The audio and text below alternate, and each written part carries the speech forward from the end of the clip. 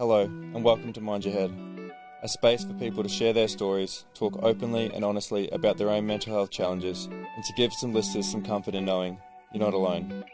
Before we get into today's episode, I want to quickly share something that I've been loving lately. Cooking's always been a big outlet for me. It helps me slow down, switch off, and put my energy to something creative. After a long day, it's honestly one of the best ways I've found to release stress and just reset. That's why I genuinely love HelloFresh. It makes cooking easy, takes the stress out of figuring out what to make, and the meals are actually unreal. So if you're looking for a simple way to eat better, enjoy cooking a bit more, check out HelloFresh. Use the code MindYourHead at checkout for up to $240 off your first 6 boxes. I've always asked my guests, what are your 3 non-negotiables for living a healthy and full life? For me, it's movement, community, and good nutrition. I've learned that what you fill your body with plays a massive role in how you feel physically and mentally. That's why I use True Protein. They're an Aussie brand doing things the right way. Clean, natural supplements with no artificial additives or fillers. Everything's made in-house in Sydney's northern beaches using the highest quality ingredients sourced from around the world. Whether it's supporting energy, improving focus, or reducing fatigue, their products genuinely help me show up better every single day. And just like Mind Your Head, they live by values I stand by. Be true, be you, and take care of your whole self. As kids, kids never say, oh, I can't paint. They just go for it. They have no fear of judgment or if it's going to look silly, if it's going to look good. They just go for it. The colours go together. Yeah, you kind of think that. But the kid's like, how good is it? Yeah. We lose that childlike play as we get older, and then you're more worried about, embarrassment or shame or or if I'm going to look silly. Be approved And I'm like, I'm trying to go back to those days now. Especially with the podcast and, I love art. I love painting. I love, I love houses, like designing houses. So I'll go to open houses and be like, what could I do? Yeah. So I love that. So there was a part of me that I would shut that off, and I don't know. I maybe felt silly, or people would make fun of me thinking that, I was this rugby player, but really, I love fashion and I love all these colours, and pink's my favourite colour, and I would hide all that. That what you got there is the best. I love all those colours. Yeah, I know, me too. It's just very nice to look at, and it's just it's pleasing on the eye, and I'm just oh, that's amazing. But all these things about me I would hide for years. So many people do, especially men. I feel like not a lot of men get that creative. I know a lot of male artists these days, but even the style that they go towards is very similar. There's only a few that I've seen that are very sort of I guess you wouldn't be able to tell if it's a male or a female. I love that. How cool is that? But I think that we stray away from it through schooling because we're not sort of encouraged to create. We're more encouraged to go towards the logical side of things, and men are logically wired rather than emotionally wired. And a creativity and art is an emotional expression. Yeah. So I think that art therapy is a huge thing that I feel is under explored, especially in the therapy world. It's just been knocked from the funding in NDIS. So what is it? Art therapy. Yeah. I've never heard of art therapy. You can go to university to be an art therapist. Okay. And they just sort of guide you through being able to express certain things through colour or movements, or dance is a form of art. Right.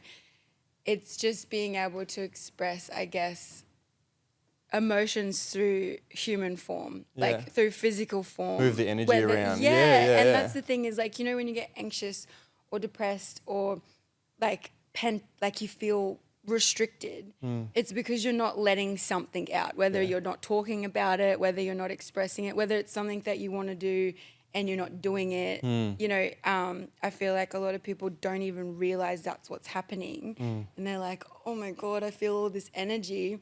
I feel like a lot of sports people, they get it out through the gym, or they get it out through, I'm smiling because it resonates with me so much that I thought that rugby was going to be the be all and end all, and I just thought I would be doing, if I stopped playing, I'd be coaching. If I wasn't coaching, I'd be involved at some point. Full part of your life. Full part of my life. But as soon as I stopped playing, it was actually an easier transition out of the game than I thought, because I think the weight of expectation or the identity of who I was now gone, and I was like free. It was like relief. It wasn't not, like have this pressure and expectation of. And I remember like people go, oh, it's such a tough thing because they go through the transitions out of the game, and they can go through their hardship. And what was it like for you? And I was like, I fucking loved it. Yeah, I could wake up and like do whatever I Literally. want to do. I wasn't this label anymore. I could just do or be whatever I wanted to be. And I was like, then it wasn't until then I realized like, oh, maybe I'm heading towards like the true version of myself. Maybe this other version that I thought was actually holding me back this whole time. It's cage. Yeah, it was really. cage. Yeah. I think when anyone puts any kind of label on themselves, it is somewhat of a cage. Whether it's like, he's a finance guy, or he's a sports guy, or she's an artist, or she's a this, she's a that. It's like, I'm just me. Like, I see a lot of people ask this question, like, how would you describe yourself if you didn't use your name, your age, where you're from, and what you do? Yeah. How would you describe yourself?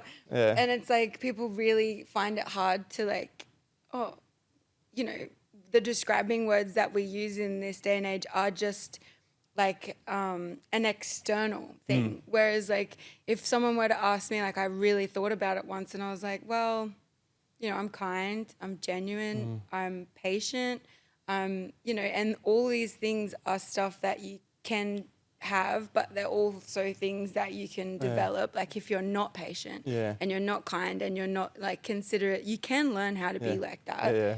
And it's like, what kind of person do you want to be? A lot of people look up to others and they're like, I like them as a person. I like who they are. Like, how do you do it? And it's like, you have to practice being that kind of human. I think a lot of us from a childhood, like, we're not born bullies. We're not born, judgmental. We're not born like everything is a learnt behavior, in my opinion. I think there's some things that do come to us naturally that's like a soul level thing, but then I feel like a lot of it is conditioning through what our parents want us to do, through what school wants us to do, even the expectation of where we're from. Like people have this label of like European guys or Brazilian guys or, Spanish women, or like everyone's put into a box of some sort. Yeah. But when you get to know people on a deeper level, like it's just a label, So I think that when you get deep in yourself and you strip away the like physical things, that's when you get to truly know yourself. So maybe that's just what you're doing. You stripped away like that box you were put in as the sports guy and you couldn't be all these other things. But the reality is you can be anything you want to be, you know? Yeah, for sure. And you can decide any day to change your mind. Like I think a lot of people are afraid to go for something because they think that once they decide to do that, then that's it. People expect me to, with my podcast, for example, afraid to step into it because I was like, I don't know where it's going to go. Am I going to continue doing it? Am I going to be able to continue doing it? But then like letting that go and just starting. And then like now 2-3 years on from starting, I'm about to relaunch, but I haven't recorded or done anything with it for like 2 years. And people are still like, are you still doing your podcast? Are you still doing this? And like, I was afraid because I was like, oh, as soon as I start it, people are going to expect this of me. And then if I don't keep doing it, they're going to think, oh, she's failed or she's, whatever. And it's not that. It's just like there's different points in your life where you have to choose what is right for you and what is working for you. And when something doesn't, you're allowed to change your mind. Yeah. And like you don't have to have an explanation. You don't have to, it's just like provide a reasoning or like to justify it to people. You never have to justify your decisions to anyone. If it makes sense to you, that's all that really matters. So I chat to a lot of people, especially like young boys or young kids in general, when they have the pressure of leaving school and they're like, oh, well, I've got to choose something because once I choose it, this is going to be me for the rest of my life. And I'm thinking, no, it's okay. It's okay to go to uni and actually not like it and pivot and go somewhere completely different. It's okay, to go to uni and that be your job as well. They're like, I feel like there's no, right and wrong. You could do the same job for 7 years and then all of a sudden wake up one day and be like, this isn't for me. Yeah. Everybody, I feel like there's also this thing where we actually go through like 7-year cycles and a lot of us do change personality, you know, we change the people we're around, we change sort of the things we like, and you can like pivot and move and like mold into different versions of yourself. And if you restrict yourself to that, like, you know, if I restricted myself to the 18-year-old version of me, I wouldn't be where I am today. You know, what people view me as that knew me back then, like they don't know the me now. So like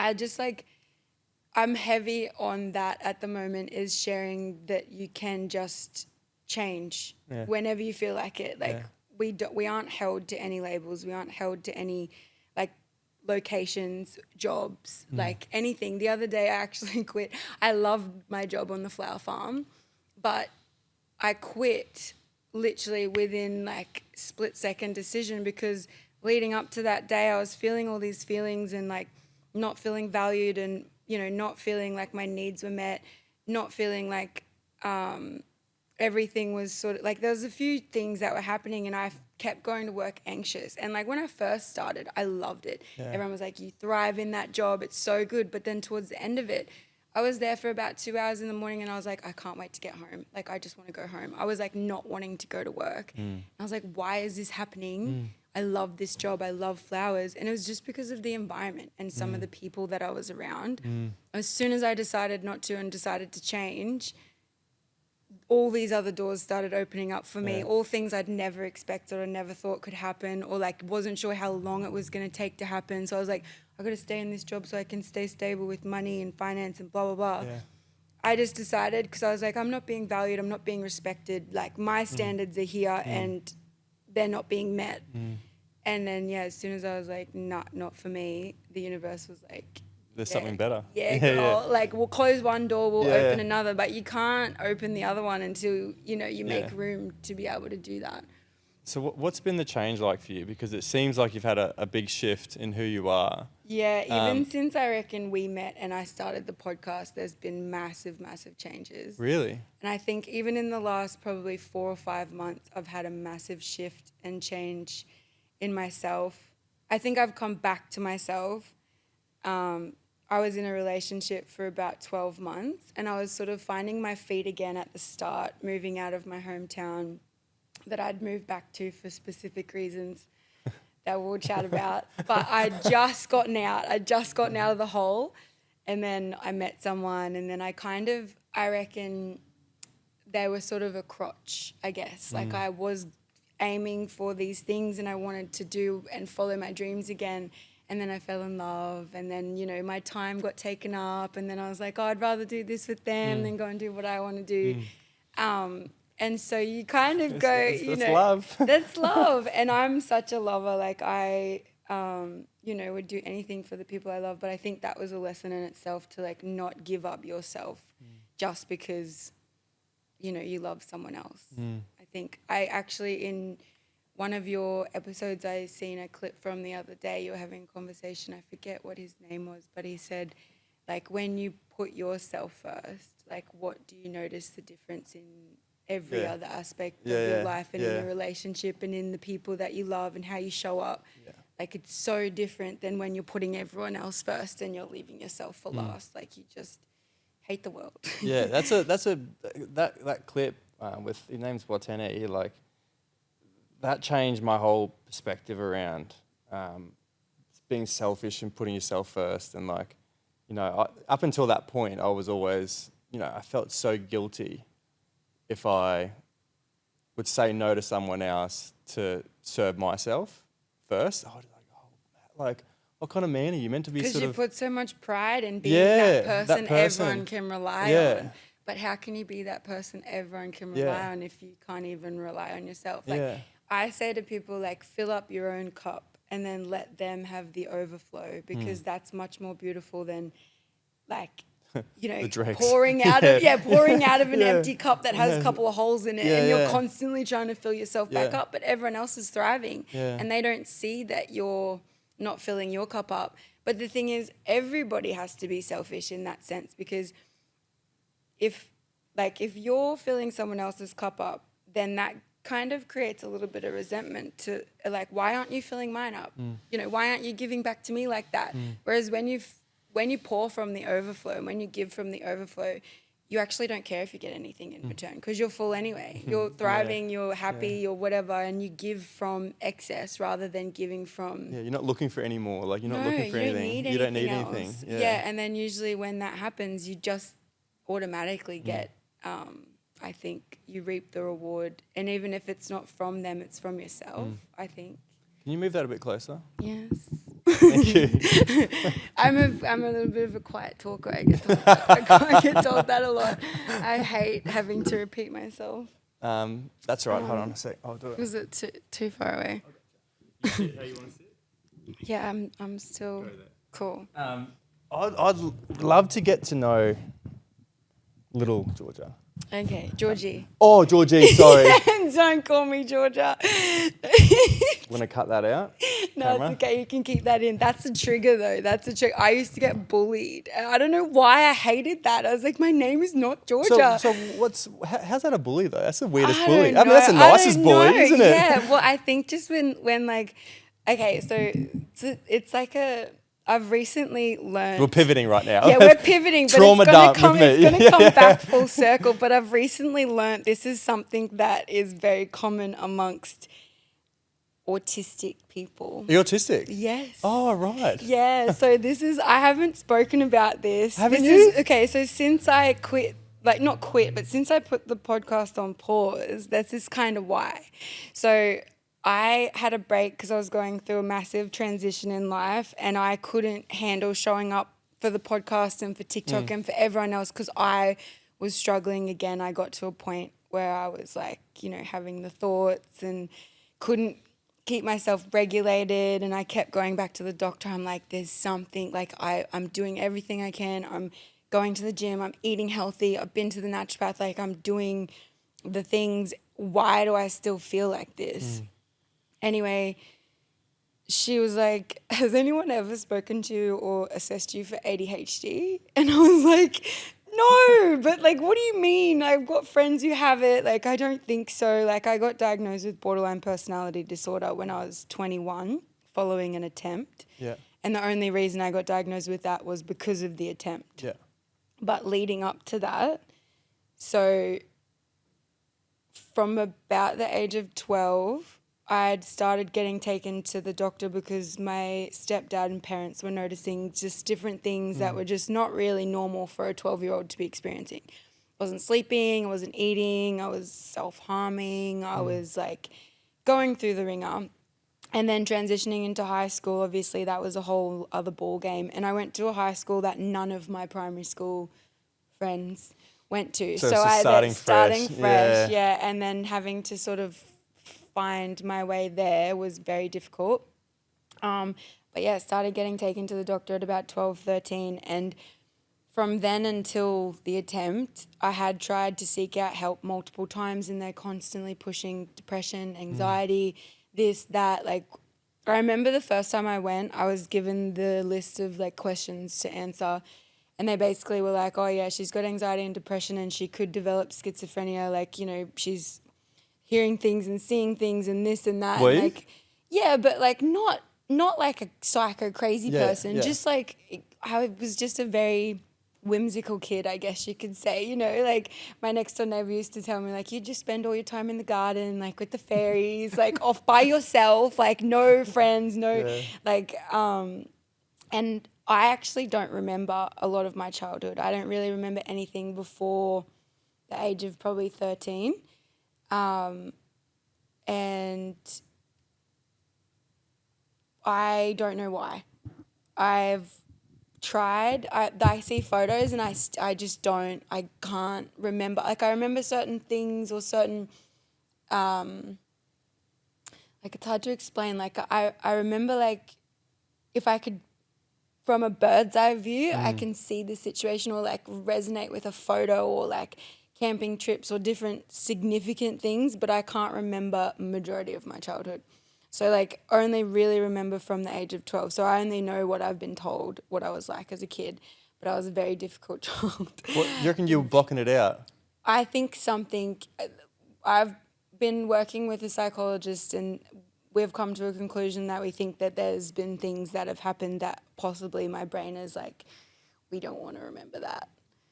do you want to go back and I've figure tried. it out? Or I kind of do, but at the same time, I'm like, I don't know if it's really necessary. Like there's been a few things that have there's been a few things I've experienced in my adulthood and with partners and different things that I've kind of come to a conclusion of what I think it could have been. But at the same time, I'm like, I don't know if I want to remember if it's that. Yeah, for sure.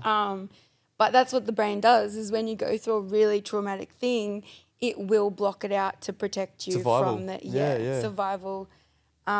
So These are falling down. yeah, I know. What's going on? I'm gonna do these up. Tighter I can go. Side note. Yeah. Have you got into breath work or anything? Yes, more recently, yes. Okay. And I actually have an experience that I would love to share, because the first... You sit normally? I sit normally. I'll sit normally. I'll come back around again. I'll just make sure this is... I'm only asking because I did a men's retreat. Mm-hmm. What do we reckon? Yeah, I reckon that's good. And the guy that was hosting was telling me about his first breathwork session, and he was like, had sort of similar feelings or thoughts to yourself. And during the breathwork session, it locked a memory. And I was like, what the fuck do you mean? Yeah. And he was like, well, the session, I fully remembered everything, why I sort of shut off in relationships, and it all connected the dots. And I was like, fuck, was that hard, like to hear? Are you fucking serious? Yeah, did that just drop? What's going on? I think yours is good. Mine's good. Yeah. It's the ice cream truck. So many things. Yeah, I'm overstimulated right now. I think I might have a bit of autism. Yeah. Let's take a breath. And I'm sweating like crazy too, but I'm cold. What's going on? Here we go. Why is that moving down so much? Yeah, no, ADHD and autism do actually very often coincide with each other. Because all my friends reckon I'm on the spectrum, and I'm like, what? Why do you Why do you think that? reckon that for? No, it's not an insult. Honestly, No, that's a yeah. compliment. I That's a actually do. It's a superpower. superpower. It is. Yeah, it is. Honestly. Like I don't know what it is. Like I can get really overstimulated, and I'm a bit weird. I'm a bit weird in like social situations, and like Yeah. no, I have these weird trains of thoughts, and like I think a lot of people. I don't know if I'm like overthinking this, but I've like some people have been like, you're a bit odd. Strange. And I'm like, yeah, thanks? No, it is. Yeah. And that's like, okay, so We're back. we're going back in on, the game. we're in the ADHD Yeah. fucking Yeah, bouncing like yeah. here, there, everywhere. This is basically what it's like to be inside our brains. Yeah. So in this episode. There we go, guys. Yeah. Sorry about it. But We can edit all that. I know. My first episode, I was doing the same thing. I was like, hold on a second, I've got to tell you this before I tell you this. Yeah. And then I go. Oh, so where are we up to now? Yeah, I remember that. Yeah. Where are we up to? Well, I was saying that I got diagnosed with Yes. autism, but then the going back to the childhood and Yeah, forgetting yeah. things and whatever. So, okay, I'll give you a bit of a timeline. I'll give you a rundown briefly so we can get on track. So, from the ages of probably 12 to like 21, when I had my I had an attempt in my teens that wasn't so severe. It was kind of like I wouldn't say like a, you gotta be so careful when you talk about this stuff. It was like a superficial attempt. I guess that's a good describing word. Like it wouldn't have killed me, but I wanted to.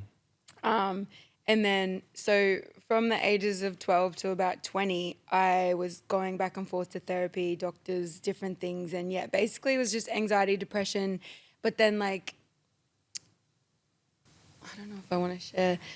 So You can share whatever you want. and then we can cut out. We can cut whatever. it, and I'll send you everything, so Cool. you can cut it. Yeah. Whatever you want. So back and forth and was trialing medications and things worked, things didn't work. Basically moved high schools 3 different times. First high school, I was basically told to leave, or it was probably best I found another high school because I was not showing up to class. I was having head-on, with one of my teachers. I was wagging school every other day. I was getting bullied by this one girl. Couldn't even tell you why.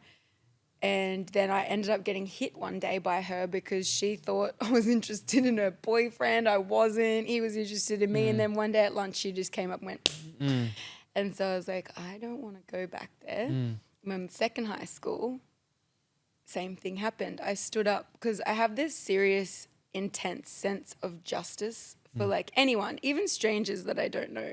So I had a friend who was getting bullied and by this girl, and I stood up to the girl and I was like, hey, how about you stop bullying my friend and like, you know, get a grip, pull your head in kind of thing. And then she didn't like that. So in class, she like provoked me and came at me, and then we had a beef and I ended up in the office. And then after school, the girls came after me. They ganged up, and when the bell rang, they came out of the school and hit me from behind. And then two girls on one, I was getting kicked while I was on the ground because she hit me in the back of the head. So I just was super disorientated, fell to the ground, was getting kicked in the ribs. One of the girls fully jumped and body slammed me, laughing the whole time. They thought it was hilarious, all because I stuck up for my friend. And then I ended up with a fractured cheekbone, broken ribs. Wow. I didn't want to go back to school at all. But there was only one other high school that I could go to, and they were like, you can only come if you get your grades up. Because I was very smart and intelligent, but I didn't work well in the classroom environment. So I was doing maths and science of the grade above that I was in when I was in grade 9 when this all happened. And so when I wanted to go to the other school, they were like, you need to get your grades up because like we're not going to take you in. It was a private school. And Mum wouldn't let me leave school.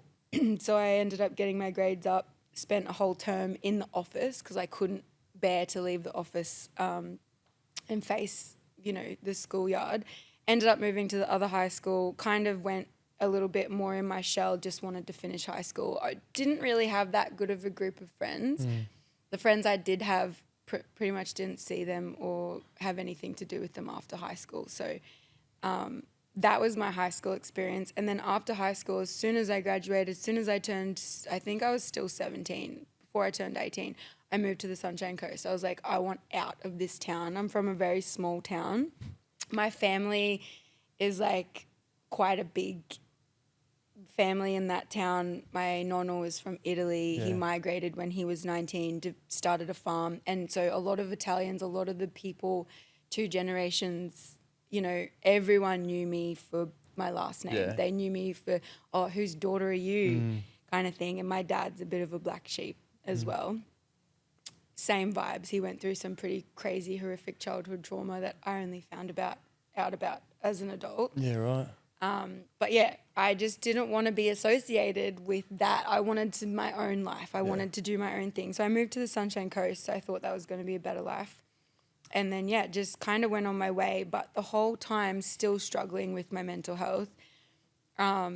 Kept going back to and from doctors, tried to try different doctors. They're always pushing scripts, always I was going to ask about medication. Yeah. Always pushing for SSRIs, anxiety, depression. And anytime I tried them, they were doing more harm than good. You know, like they worked for a bit, but then like if I missed one, I'd be like, you know, it was just not good.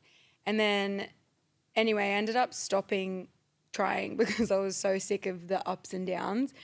And then, yeah, I was with a partner at the time and something just, I don't know what it was. I was in a job where I wasn't appreciated. I was in a job that doesn't really support, you know, people who have sensory processing issues. I was working at a bar and a cafe and, you know, all aspects of life weren't really balanced. So I was just a shell of a human and trying to sort of find myself in the whole, like, process. And yeah, one day I didn't plan it. It wasn't a planned thing. I thought about it a lot from high school to my adulthood, but I never actually wanted to do it. It was just like, I just want an escape. I just want this to go away. Because your brain just doesn't shut the fuck up. Yeah, it needs a rest, eh? Yeah, and it's just like, shut up. So I got to this point where I was like having trouble with my partner, having trouble with work. I wasn't really involved with my family much. And I just got to a point one day where I was like, fuck it. I just took like all the medication I was given for my anxiety and depression. funnily enough, if you take enough of them, they kill you. Sort of sat on my bed and I was like, well, maybe I shouldn't have done that. Like, that's gonna, like, oh, fuck. And I remember I texted my housemate, hey, I think I need some help.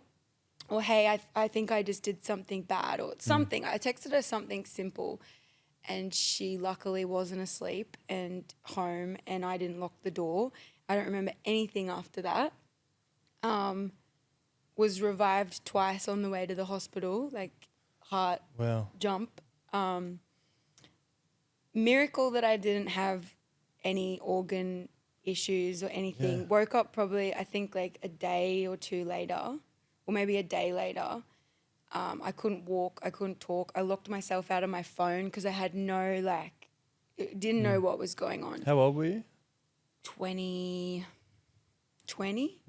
It was, I think, no, I was 21. It was after my 21st birthday. Yeah. But like, just a very chaotic, hectic, like young woman who, if people know the George back then, they'd be like, yeah, like, who is this person? Because like that's who I knew. So yeah, anxiety, depression, like all these labels, but turns out it was actually just ADHD and autism. Really? But how did they miss that? I don't know. I thought there's not a checklist, but I thought there is. It's pretty significant. Yeah. But for women, they usually fly under the radar. Oh, right. Like, you mask so well and present so well, and if you're not like, if it's not obvious, and a lot of the time, like, I hate saying this because it sounds conceited and like I'm up myself, but if you're a good-looking person, people just excuse it. Like, they're like, there's nothing wrong with you. What do you mean? You've got it so easy. You're beautiful. You're this. You're thriving. You know, you've studied. You've done this. I'm like, yeah, because I learnt the human behaviors of how you get accepted in society, and I mimic that. Whereas behind closed doors, when no one's watching, you have no I'm idea. the weirdest fucking person you'd probably ever meet in your life. And you'd be like, what is wrong with her? Because literally, some of my friends that have seen me behind closed doors, they're like, if we could just get a fly on the wall to record you in some of these moments, people would be like, yeah. Yeah, the there is jig's up. something. Yeah, exactly. So anyway, fast forward to, I got diagnosed with borderline personality after that attempt, because when you try to take your life, the government kind of steps in and makes sure that you're not a risk to yourself or other people. So you get this big assessment, and it's like an interrogation, and basically they need to deem whether or not you're fit to keep your license, whether or not you're fit to still stay in the workplace, like lots of things. So from what I remember, it was like a 3-hour interview basically with these 3 psychologists, and they basically make you just spill out everything you can possibly come out with about your life, and they help sort of like decipher what is caused this. If it's not like, anyway, they came to the conclusion of borderline personality disorder. That was the first label that I guess I got that I resonated with. Did you? I don't know if you know what borderline personality is, but it's like... A little bit. I've got a friend whose brother's got it. Okay. So it's kind of like bipolar, but bipolar is a chemical imbalance, right? So it can be treated with medication and different things. Yeah. Borderline personality disorder is a trauma response to being... oh, really? From childhood, like when your brain doesn't develop properly in the... Because like from 0 to 3, you develop your emotional sort of self with your interactions with your parents and your whatever. And then 3 to 5, you develop your like social and emotional, I think it is. I haven't looked into this stuff for a while. But then 5 to 8, you develop your personality. So like how you show up in the world. So if you're a child from the ages of 0 to 8 and you're not able to figure out your sense of self and you're not in a safe enough environment to just be a kid, your brain develops differently. Your developmental stages are kind of like skewed. Yeah. Right? So people with BPD, they learn how to, psychologically, they learn how to get their needs met through like tantrums or through like there's like, it's a criteria. Like I haven't really gone back into it much since this new diagnosis, and I don't really love to like rely on labels, and people will always say like autistic, like you don't look autistic, or why do you need that label? And I'm like, I don't need that label. But before I had that label, I was called psychotic, I was called crazy, I was called too much, too loud, depressed. Depressed, Anxiety. anxious, like suicidal. But I was just someone with ADHD and autism who wasn't getting their needs met or the support that they needed to live a healthy life. Like what's the word? It's like there's like a word for it, which is like why the NDIS step in and help people, because your quality of life. Your quality of life is just so different if your needs aren't met or your support like that you need isn't there, or you don't even know what you need. You kind of are chasing your tail trying to figure it out, and before it's too late when you do figure out what it is you need, that you are at a point where you're yelling and you're screaming and you're throwing things and you're blacking out because you're just like nervous system is so out of whack. You're probably craving to be understood too.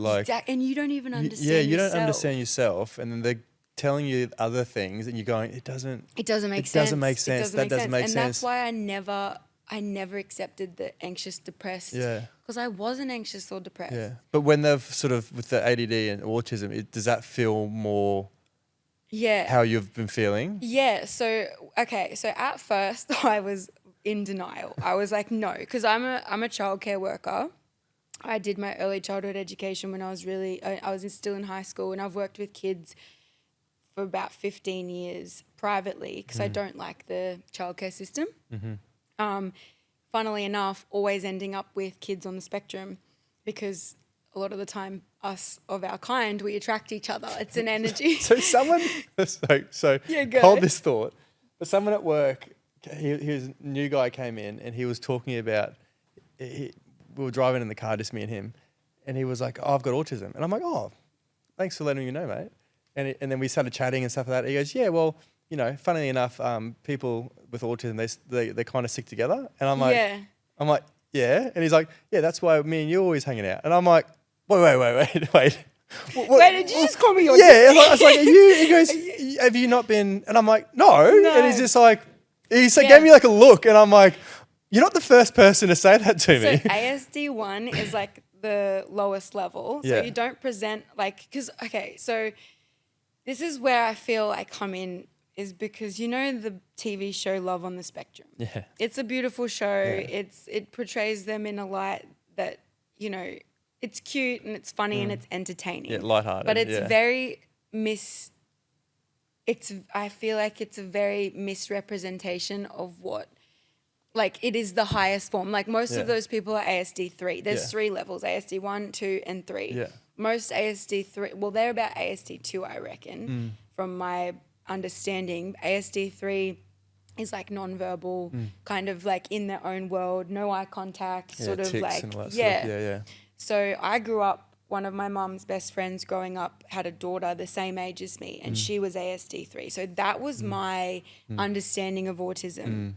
Can't talk, bouncing a ball, like making noises all the time, wearing nappies until you're a teenager in assisted living, right?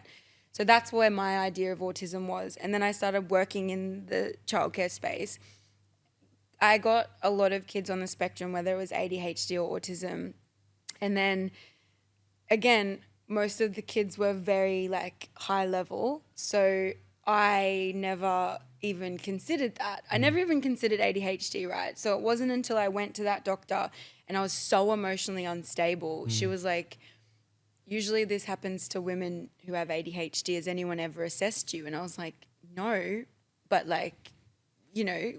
what the fuck? I've been trying to get answers for 15 years. So then I got really angry because I was like, the system is fucked. Yeah. All they want you to do is be on pills. All they want to do is push the prescriptions. Quick fix, isn't it? Yeah. It's a quick fix, but it's also money making. They don't make any money from allowing people to live a good life, and be happy and drug free and not rely on the system, rely on therapy, So that was the first revelation. And the only reason she kind of pushed and advocated for me to get tested was because I said to her, I was like, I haven't felt like I've wanted to in a long time, and I'm starting to get to the point where I'm thinking about it again. And I couldn't afford, it's a very expensive process, not anymore, but back when I got diagnosed at 26, it was a very expensive, lengthy process. There was only a certain amount of psychiatrists or clinical psychologists in Australia that could diagnose and actually sign you off. So I went to her and I presented all these things, and she basically said, I can't help you unless you've actually had an attempt and you're in the hospital, like financially. Yeah. And I looked at her and I was like, you just told someone who is expressing to you they having these thoughts. You just told me that you can't help me unless I'm... Yeah. So I was like, what's stopping me from leaving this office right now and going and doing it so I get some help? How backwards is the system that we have to wait for you to do it, then we'll help? Let's just you. be a bit more proactive. I was like, okay, cool, no worries. So Yeah. that made me so mad. And she was like, okay, well, It makes you lose faith, doesn't it? I was just like, okay, well, maybe I will then, you know. And imagine if I did, like she would never have known, you know. And the thing is, she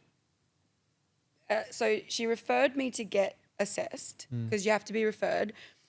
I got turned away because that psychologist had their books closed because they had too many patients. And then I got referred to another one, and they're like, yeah, we can take you on, but it's a 6-month wait. So I had to wait. Also, the cost of it, so I can't even remember which one it is. It's like a psychologist or clinical psychologist, but you have to get diagnosed by a psychiatrist. So I had my assessment done, right? And she did the ADHD assessment, and she was like $600 for about an hour or 2 hours. But that was on top of all the other therapy and all the other, you know, shit that I had, because you have to have proof. You have to have build up, whatever. Anyway, she goes, at the end of my ADHD assessment, she goes, has anyone ever spoken to you about autism? And I was like, no, but like, no, I'm not. My nephew's autistic, and like, you know, and I've worked with autistic kids, and she's like, no, but you know, there are different levels, and just from our conversation today, it's very clear to me you are on the spectrum. And so that was a bit of a shock, because I did not go into that assessment thinking I was going to come out with an autistic diagnosis. And I didn't go into it wanting an autistic diagnosis, but also there was a lot of shame held around that because I don't present as such. You know, I worked with a lot of kids that needed a lot of help, and like, I didn't think I needed that. I didn't want to be labeled disabled, you know, because that's what it is. It's an invisible disability. But I even don't agree with that label of disabled. I was speaking to my psychologist the other day, and she has ADHD, and game changer getting a therapist that has ADHD. Like, you know, it's something similar. On your level, because it's so annoying talking to someone who is neurotypical, and you're like, do you get it? And they're like, yeah. Yeah, no, I read it in a book. It's like, no, but do you feel it? Do you really get it? Which is what like frustrates me, because there's a lot of people that talk about this stuff that don't actually experience it, and there's a lot of people that talk about it who experience it, but they talk about it in such a negative light, and such a light that's like, oh, poor us, or oh, we, you know, I don't think it's oh, poor us, or oh, I need this or I need that. It's just like, I just wish more people were open to understanding that it is just a different way that our brain works. And back to us gravitating towards each other, I hate when people say, oh, isn't everyone a little bit, you know, autistic, or isn't everyone a little bit ADHD? Like, I was at the hospital the other day, side quest story, I ended up in the ER because of all these crazy things. And the doctor what crazy things? How vague was that? The story's going to take too long. Okay. But I've been experiencing these like crazy sort of physical symptoms that I don't know what it is, but it's all sort of like links to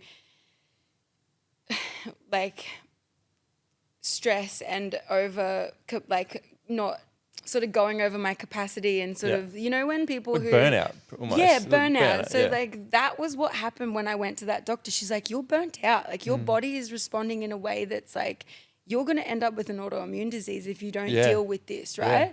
So because the cost was like $1,500 to get the diagnosis, I didn't have that, nor was I prepared to go work any more than what I already was. Yeah. I was already wanting to, Get out. exit, Yeah. left stage. But I was like, okay, I've never, ever thought that I would ever move back to my hometown. You know, it holds a lot of bad memories, a lot of trauma, a lot of like past, when you go back to a past place that were once a person, you kind of go back into that person, right? For sure.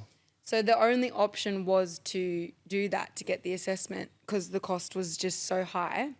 And I also wasn't able to work so much because I was so mentally unstable. Like I could barely I physically couldn't get out of bed. I physically couldn't shower myself. I didn't know, the last time I showered, the last time I ate, Wow. It was getting to a point where I dissociated, I think, in all those months, because I don't remember a lot of that time.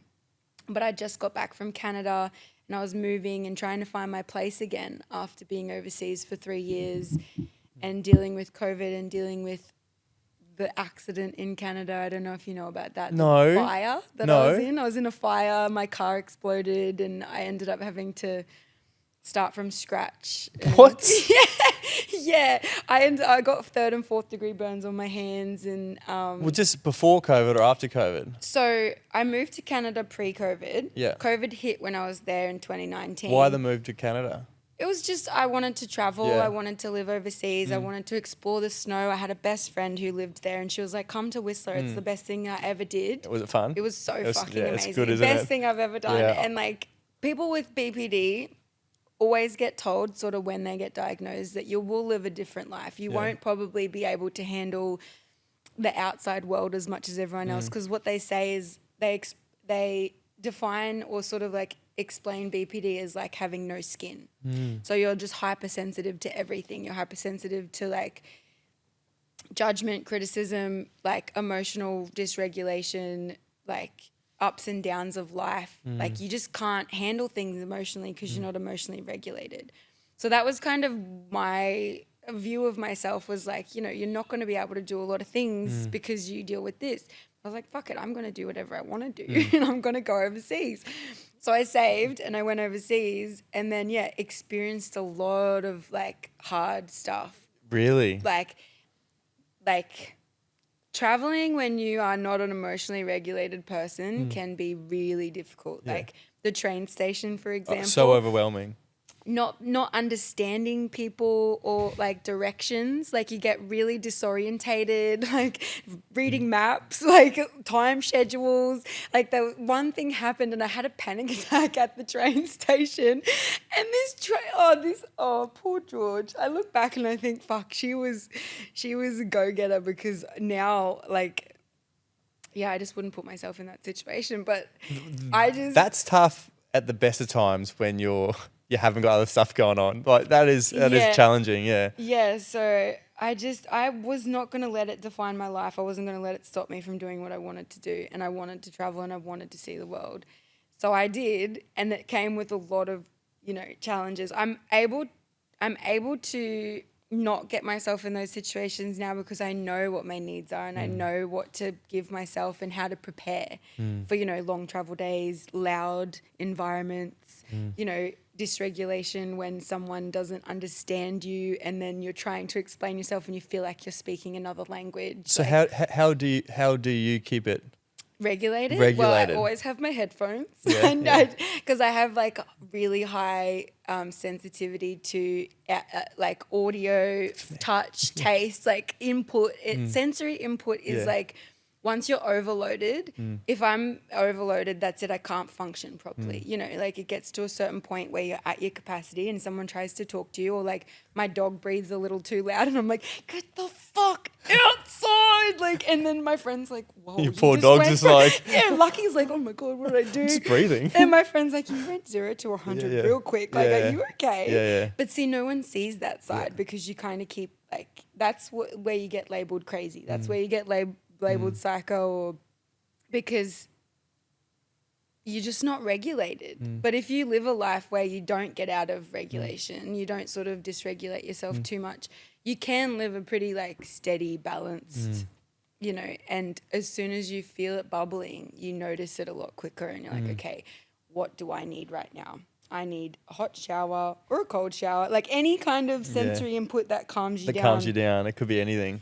Like there can be a time where my hair's too knotty and I'm sweating and like, you know, I haven't eaten all day and I've had too much coffee and I can feel myself sort of getting irritated.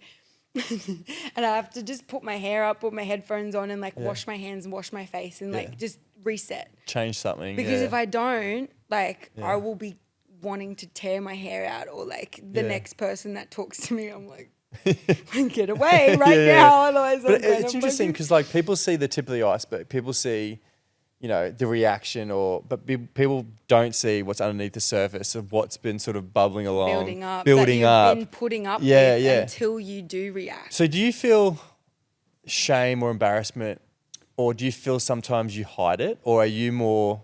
So since being diagnosed... Yes, so I've gotten to a point now where I'm like, fuck it. I have a fear of being seen. You know, even before this, I did, you know, I think a lot of people on the spectrum have this thing with being perceived incorrectly or being perceived at all. Like I don't like to do stuff if someone's watching. You know, you get that?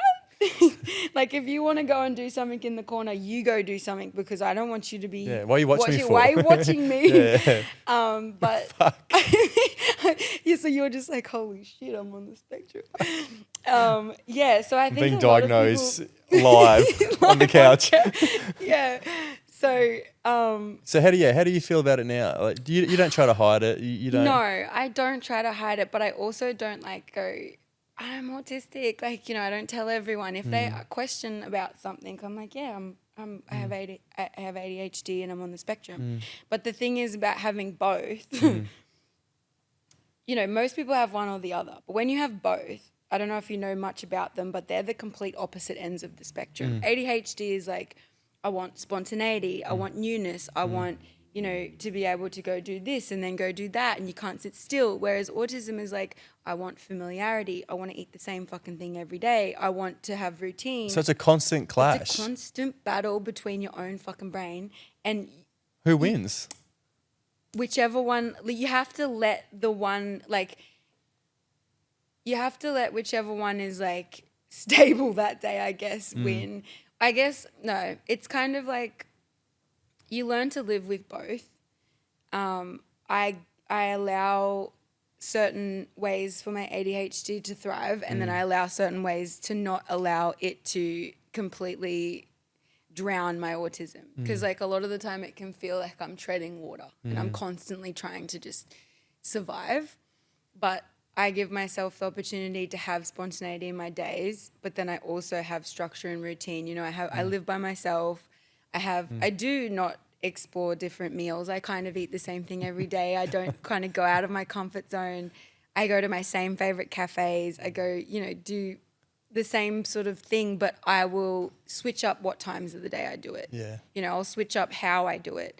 But like That's your everything change, is but you still keep it- kind of yeah. familiar, you Yeah. know? And then like when I do something new, it can take me a little bit to even want to initiate that newness because it's like, I don't know, you get like in fight or flight, you like freeze a little bit. You're like, I've never done it before. I don't know how long it's going to take. What's going to happen? What's going to happen. Yeah. But with ADHD, you have no time, like you have no sense of time, right? So you can think a task is going to take 5 minutes and it takes 3 hours, or you can think a task is going to take 3 hours and it takes 5 minutes. So that's where you stop yourself. You're like, oh yeah, I want to try this new thing, but I'm not sure how long it's going to take. I'm not sure if it's going to take over that thing. I don't really want to watch the time because if I watch the time, I can't do it properly. Yeah. So like you have to just learn what works for you. And I think stripping back everything when I did and going like, just getting myself back to baseline, like when I did go through burnout, like it's a diagnosed thing. Like you get diagnosed with burnout and it's like you have to take it seriously because it can take 2 years to come out of that. I've got a friend who got diagnosed with burnout 3 years ago, and he is still struggling with it. And like it really affected him because he's a very fit person, and he can't understand why your body or your mind isn't Yeah. Why can't you collaborate with Yeah. me? Like, Yeah, just yeah. fucking work. Yeah. You know, you want to do the thing, but you physically cannot do the fucking thing. The doctor's like, if you keep doing this, you're going to end up in hospital. And it just watching him sort of deteriorate and physically, emotionally, and then sort of like, because his whole life was built around being fit, being active, and then when you got told that you can't do that like as much You beat anymore, yourself up he's like, because- well, what do I do? Like, who am I now? You like, have to rest. and he's like, I rest Literally every go day. so back Yeah. to baseline. But the thing is, you know, for example, like on the scale of like, because I always say it's like, if I have the capacity to do it, I will. If I don't have the capacity, it will be like it won't be done properly, or it won't be done well. So by capacity, I mean is like whatever I've done in my day, if I've had too much going on and I'm at full capacity, no, I'm not going to go and put myself into a new social setting with new people and have to like show up and be bubbly and like, you know, but if I've got like... Put a version on and be yeah, like, this is you me. see, put the mask, Yeah, on, mask on. and then you go home and you're like, oh. You know, but if I have a little bit of capacity, I'm like, yeah, okay, I could go out and like, you know, have a drink and meet someone new and like whatever. But you have to know yourself so well that like, you know when to say yes or when to say no. And I think when it comes to healing from burnout, you get a little bit of your capacity back. But then if you go full throttle and try and step back into society and show up like everybody else I'm back. does, Yeah, I'm back. Yeah. And then you're actually not back. It can very quickly Go back again, go back and go worse. Yeah. Because like the doctor said, if you keep going the way you're going to regress even further. So how did you what made you decide to get the podcast? Because I loved it yeah. and I really enjoyed it. Yeah. And I was like, we're going to cross, our paths going to cross at some point. It never did until now. No, I know. And I'm kind of glad, Yeah. honestly. Oh, are Because, you? yeah, I okay. feel like back then, even now, like I actually can't log into wherever it's been hosted from. So I'm not going to be able to delete it. But I want to delete all the episodes, or some of them anyway, because if I'm honest with myself, I started the podcast. So I originally started a brand called Borderline, and it was beanies and hats, and I wanted to bring awareness to mental health. This has always been a passion of mine, is to be the person I needed. Because, you know, going through so many years of striving for answers and no one really cares, you know, every man for himself sort of vibe, you do get lost in the source. You kind of get lost in the world, and nobody cares. Like, people care, but at the end of the day, everyone cares for themselves and is worried about themselves. And like, if you want something, you have to do it yourself. So like, even the doctors and stuff, like they see you're a patient, but like you're also just a number and you're also just a paycheck. So I wanted to be that person that could help other young people like me and be like, oh yeah, you know, this is a different way to look at it. You know, you could go about it like this, teach people how to understand where their capacity was and where, you know, their limits were. Because if I knew that at a younger age, maybe I wouldn't have tried to take my life. Things would be a little bit different. Maybe I wouldn't have moved high schools 3 times. Maybe I wouldn't have, you know, thrown myself through a door when I had an argument with my partner. Like, you know, crazy shit that people just don't do when they're in their normal right of mind.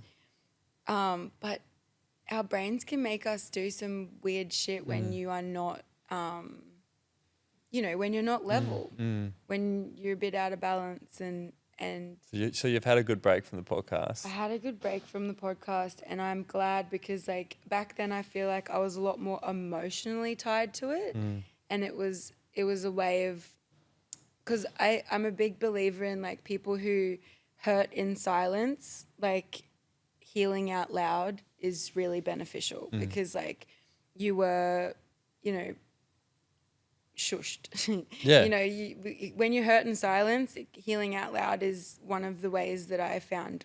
I was like, okay, I'm heard now.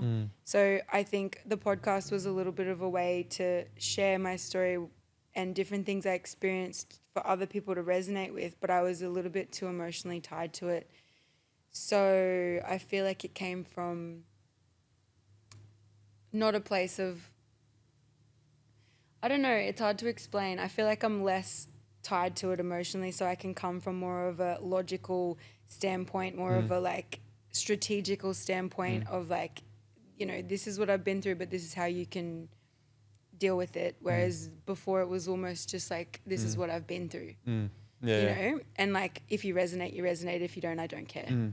kind of thing. So like I a bit feel of a the fuck same. you to the world. Yeah, yeah. Yeah, and then now I've gone to a point where I'm like, I actually want to help the world, and I Yeah, want people it's to interesting, listen. like, because I feel the same thing, how it sort of evolved in sort of two and a half years, where I look back at the old episodes and there was a genuine, want to storytell, but there wasn't much else. There was just, but now I'm kind of like, all right, well, I know the power of this, and I know that it's me and you having this conversation, but I know at the same time it's going to help someone else. So yeah, even So I if think it's- my sort of eyes and my wants and my desires for this is sort of like opened up a little bit shifted more. a bit. Yeah, big It's time. a little bit less selfish, and like Yeah. it's hard to say that, but like in a way, it kind of was. And like I paid for it out of pocket, and I went into it because when I originally went to podcasting, the reason I started it wasn't like, I'm going to take that back. It wasn't selfish. It was because I just wanted to be the person I needed. And it was booming back then, the podcast scene. And when I first was diagnosed with borderline, one of the first things I did was try to educate myself on it. And one of the first things I went to was a podcast. Oh, right. Yeah. And I had never listened to them before. This was when I was in Canada. Yeah. So 2019, that was when podcasting wasn't really a thing. It was sort of like a Weird. old people Yeah, thing. yeah, You yeah. don't listen to podcasts, whatever. Yeah, who's Joe Rogan? Yeah, Those folks? exactly. So I went to podcast, and it was How to Be Borderline. I'm pretty sure that's what it was called. And it was just this young girl who spoke about being borderline. Cool. Resonated with it heaps, and then went to YouTube. And so because that's how I sought out my information, and that's how I felt like listening to someone else talk about it, and I could process it in my own way, in my own time, rather than therapy or whatever. I was like, okay, if that's how I helped myself, then maybe I can help other people through providing that. So I was like, okay, I'll start a podcast. I have a way with speaking and You do. articulating Yeah. words. But before I started the podcast, I was doing it on TikTok, and I grew a following quite quickly. And so I already had a community to watch and listen. And so it became a little bit easier to invest and do it and decide to do it. But same thing. It was sort of came from a place of wanting to help people, but also like, wanting to, speak. But now I've come back, and I really sat with myself, and I, ego checked myself, and I was like, because every time I do blow up, like recently on TikTok, then the last week I've gained 15,000 followers.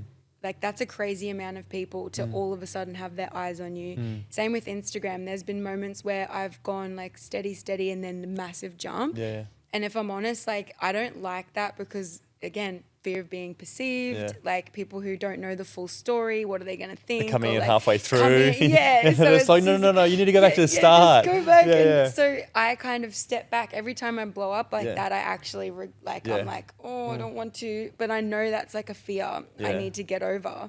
And so I sort of really sat with myself, I was like, why do you want to do it? Are we going to be able to sustain it? Let's not go jump in financially and put yourself out like we did last time. Like, let's just ease our way back into it. Shut up.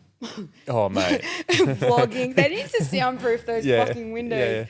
Yeah. Vlogging, podcasting at home, and just sort of getting back to basics, basically. I just wanted to less production, and I was like, like that's what I want to do. It always comes down to just being the person that I needed. And I'm like, how can I be that?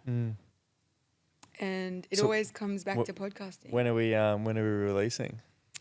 Well, Set a date right now and look down that camera. You'll actually be able to. I need to edit it. I've already recorded the first episode. Oh, nice. Yeah, so I need to edit it. Yeah, which is I've been putting off because it's not something I've done before. So Yeah. I'm like, how long is it going to take me? Am I going to be able to do it? Yeah, it's something that I don't like doing either. No, but and I hate watching myself back and then having to shuffle it around. I'm a little bit better at it now. Yeah. I'm a little bit better, but when I was like, It's nah, cringe. not It's even. like, I don't want to listen to It's that. like, is that what I sound like? They're like, I sound like an idiot. Yeah, or like, when Yeah. someone else does it and shows you, and then you just get to watch it all the way through, and you're like, oh. So do you feel like you're in a good place right now? I've never been in a better place than really? I am right now. Like, I had this realization when I recorded the first episode. I don't think my nervous system has ever been so regulated as it is right now. And that's like such a beautiful experience because for a very long time in my life, it wasn't regulated, and the tiniest little thing would trigger me. You know, something someone said, something someone did, even if it wasn't directed at me, you know, it was happening to me. You know, victim mentality, the world is, you know, everything's happening to you. But now I have this mindset of like everything happens for you, and it's an opportunity for you to learn and grow. Like even the shittiest of things, you know, eventually turn into the most beautiful thing. Yeah, and you said something before, like, you know, you got to train yourself. You want to be patient, you got to train yourself, but it's also you got to look for it too. Because like, I remember thinking I'm not a very patient person, but there is opportunities every single day to learn patience. So the more awareness you have, Yeah, and you start looking for opportunities to be patient. They will be there, and then you can. And that's your opportunity to learn. Yeah, you're exactly. Constantly gifted opportunities to learn and grow. Yeah, every but single day. If you're not aware or present, if you're not present either, if you're constantly wanting to be here or you're back there or whatever, you don't even give yourself the chance to notice it. You know, you don't notice things unless you're present. So that's when people ask me all the time now, they're like, how are you so calm? Yeah. Like someone ran into my car the other day, broke the door, smashed the window, and everyone's like freaking out and I'm just laughing about it. And they're like, how are you so calm? I'm like, well, that's like, I nearly died in a car accident. And like when I woke up from that, I was like, nothing matters anymore. Like I'm alive. I can see, I can walk, I can, you know, Yeah. it's a fucking car door. Like, Yeah, relax. Like, we'll get it fixed. We'll It's get all it good. fixed. Yeah, It's yeah. all good. Yeah. But like growing up in environments where like, you know, you break something or you spill the milk and it's like, oh my God. Yeah. Like, Yeah. you know, that's where kids' nervous systems get out of whack because like, you know, that shit doesn't fucking matter. Yeah, Like yeah. it doesn't, nothing matters. It's so cool because I watched a video the other day, and they was talking about this father with these two boys, and the boys are like had these eggs, and they're so curious. The kids are so curious, and the young boys had the eggs, and the father was watching, and they just threw the eggs on the ground, and the boys are like, oh yeah, the egg breaks. Like they're trying to like suss out science and gravity and like, you know, physics. Like, oh yeah, the egg breaks when I do that. And then he picks up another and throws it on the ground. And then he was saying like, you know, for the cost of a $7 carton of eggs, my boy, he was learning about. He was curious. He was curious around stuff. He's like, I'm following that inkling. I cleaned it up and it was like a 10-minute thing. But for him, like I didn't shut down that curiosity, and like you never know, that could shut down, you know, something later on. Like keep the boy's imagination alive and like finding new answers, and like it's his first time living. Everything's brand new to him. Like don't shut it off, because I feel like, you know, like you said, I feel like all kids are born creative. It's just like when you get older and older, get put in a box. You get put in a box, and you know, don't do this. It gets taken away from you. Yeah, you know? It does. Like your autonomy and your need for like, or your desire to explore kind of gets taken away because you're instilled with fear. Or if you do this, you know, and it's natural for our parents or older people to be like, oh, when I did that, you know, it eventuated in this, or when I did this, like, don't do that because, you know, this will happen. It's like, I'm not you. You know, I could do the same thing and it could turn out way different. This episode is brought to you by TLC Recovery Centre on the Sunshine Coast. Head to TLC Sunshine Coast, use the code TLC15MYH to receive 15% off and experience it for yourself. But I was going to say something on what you were just saying, but I forgot. I think that's the thing. What I also find is because I've worked with kids and I've seen, like, I think a lot of adults who aren't around kids before they have kids, they forget that they've literally been here for like a year or two. You've been here for like what, 25 to 30 years. You've lived your life, and like you want to yell at them for spilling their bowl of cereal or like tripping over that and smashing the glass. And it's like, oh my God, this is crazy. And the kid's just like, wait, what? So I think being involved with kids also gives me that perspective of like, it's everybody's first time around. You know, our parents, it's their first time around, but I think a lot of adults don't realize that like kids aren't doing things on purpose. They aren't malicious. They aren't like trying to make you feel shit. Like they say they're honest. They say the truth. Yeah. They'll tell you Brutally. to your Yeah. brutally. They'll Yeah. tell you to your face like, Yeah. I don't like you. Yeah. You know what? Because I didn't give Yeah. you the chocolate I don't bar like your that- clothes. Yeah, You're just like, oh, okay. Did you Yeah. do something? Yeah. I don't like that. And I think that that's a beautiful thing. But when adults haven't been around that for a long time, they find it uncomfortable because, you know, they've been molded and shaped and shifted to be a certain way. Yeah. And when their kids aren't that way, it's like, Yeah. you're a reflection of me. Like, why aren't you doing more of what I want you to do? Yeah. You know, and that's sort of where parents are trying to veer their kids in the right direction. And it's like, it's not the right direction, it's your direction. Yeah, it's modeling behaviors because there's a guy at my work who we have these like little cards you go scan in to get to work, and he forgets like every single day he forgets it. And I'm like, dude, it's the only thing you need to get into work. Like, just bring your little card. He goes, oh, I left it at home again. And every time you leave it at home, you got to go to the office, get a new one like thing. And every single day he's just like, oh, I forgot it again. And I'm like, mate, seriously. And then on the way to work, he was complaining about his boy that he's just like, oh, mate, I tell him to do something. He just doesn't do it. And I'm like, yeah.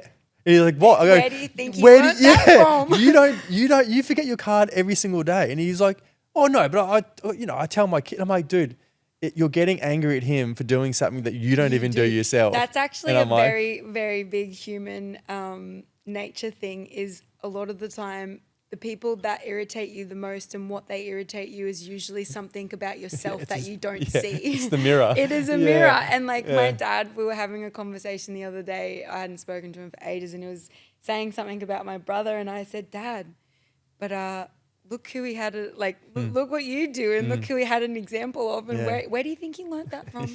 You know, where do you think he got that from? And he goes, yeah, you're right. Like, and I was like, yeah, well, at least you can see that, because like you're less harsh on people when you step back and go, oh, you know, I do that too, just in a different way. I think when people focus less on everybody else and worry more about themselves, I think the world would be a better place. I've got this iPad here full of questions. Yeah, go. And Let's go. No, I haven't even needed to use it. on it. I haven't Oh, even touched on really? it. We've answered You've everything. answered everything. I'm like scrolling through and I'm like, no, she's answered that one. She's answered, but I love it. Yeah. I love it that I don't need to use it, which is great. Is there anything that we didn't finish the story? I feel like we've started so many things and we not finished them. Yeah, I do that a lot, by the way. So do I. And then I watch back on the recording and I'm like, fuck, I'm going to have to make another episode on that. I think. Do you want to hear the story from Canada? Yeah, go. The accident? Yeah, go. So the timeline of Canada with the coming back and then getting the burnout thing. So 2019, moved to Canada in October. COVID hit, moved back just before March because the world stopped. Everything had to whatever. Was home. No, I'm with you. Yeah. It's traffic. It's school traffic Yeah. home. Got home, was home for 6 months, saved as much as I could with no job and whatever with COVID happening. I went back to Canada because only people with visas were allowed to travel. And I obviously had a working holiday visa and went back with, I think, maybe $6,000. And when I got back, I bought a car because I had nowhere to live yet and work hadn't started and I wanted to drive around a bit. And then in summer, I was going to use it to live in. So I bought this car, pretty much cleaned out my savings because I was able to stay in it and whatever until I started work. So it was kind of like a safety net to have it. Turns out the car wasn't as good as what the person who sold me it told me. Yeah, it's weird how that happens, isn't it? Yeah, and so I took it on a trip to see my partner at the time, and it was only like 3-hour drive. Anyway, it broke down when I was there, and I had to get it a mechanic to come look, and it was an old carburetor engine. I don't know if you know much about mechanics. No. No? Okay. Well, I grew up with a dad who was always tinkering in mechanics. Oh, so you know. And my brother, yeah. So I'm comfortable with playing around with mechanics. So yeah, this mechanic was like, are you comfortable to do this if I show you what to do if it breaks down again? Because in the cold, carburetor engines don't really go very well because it takes like a spark to get it going.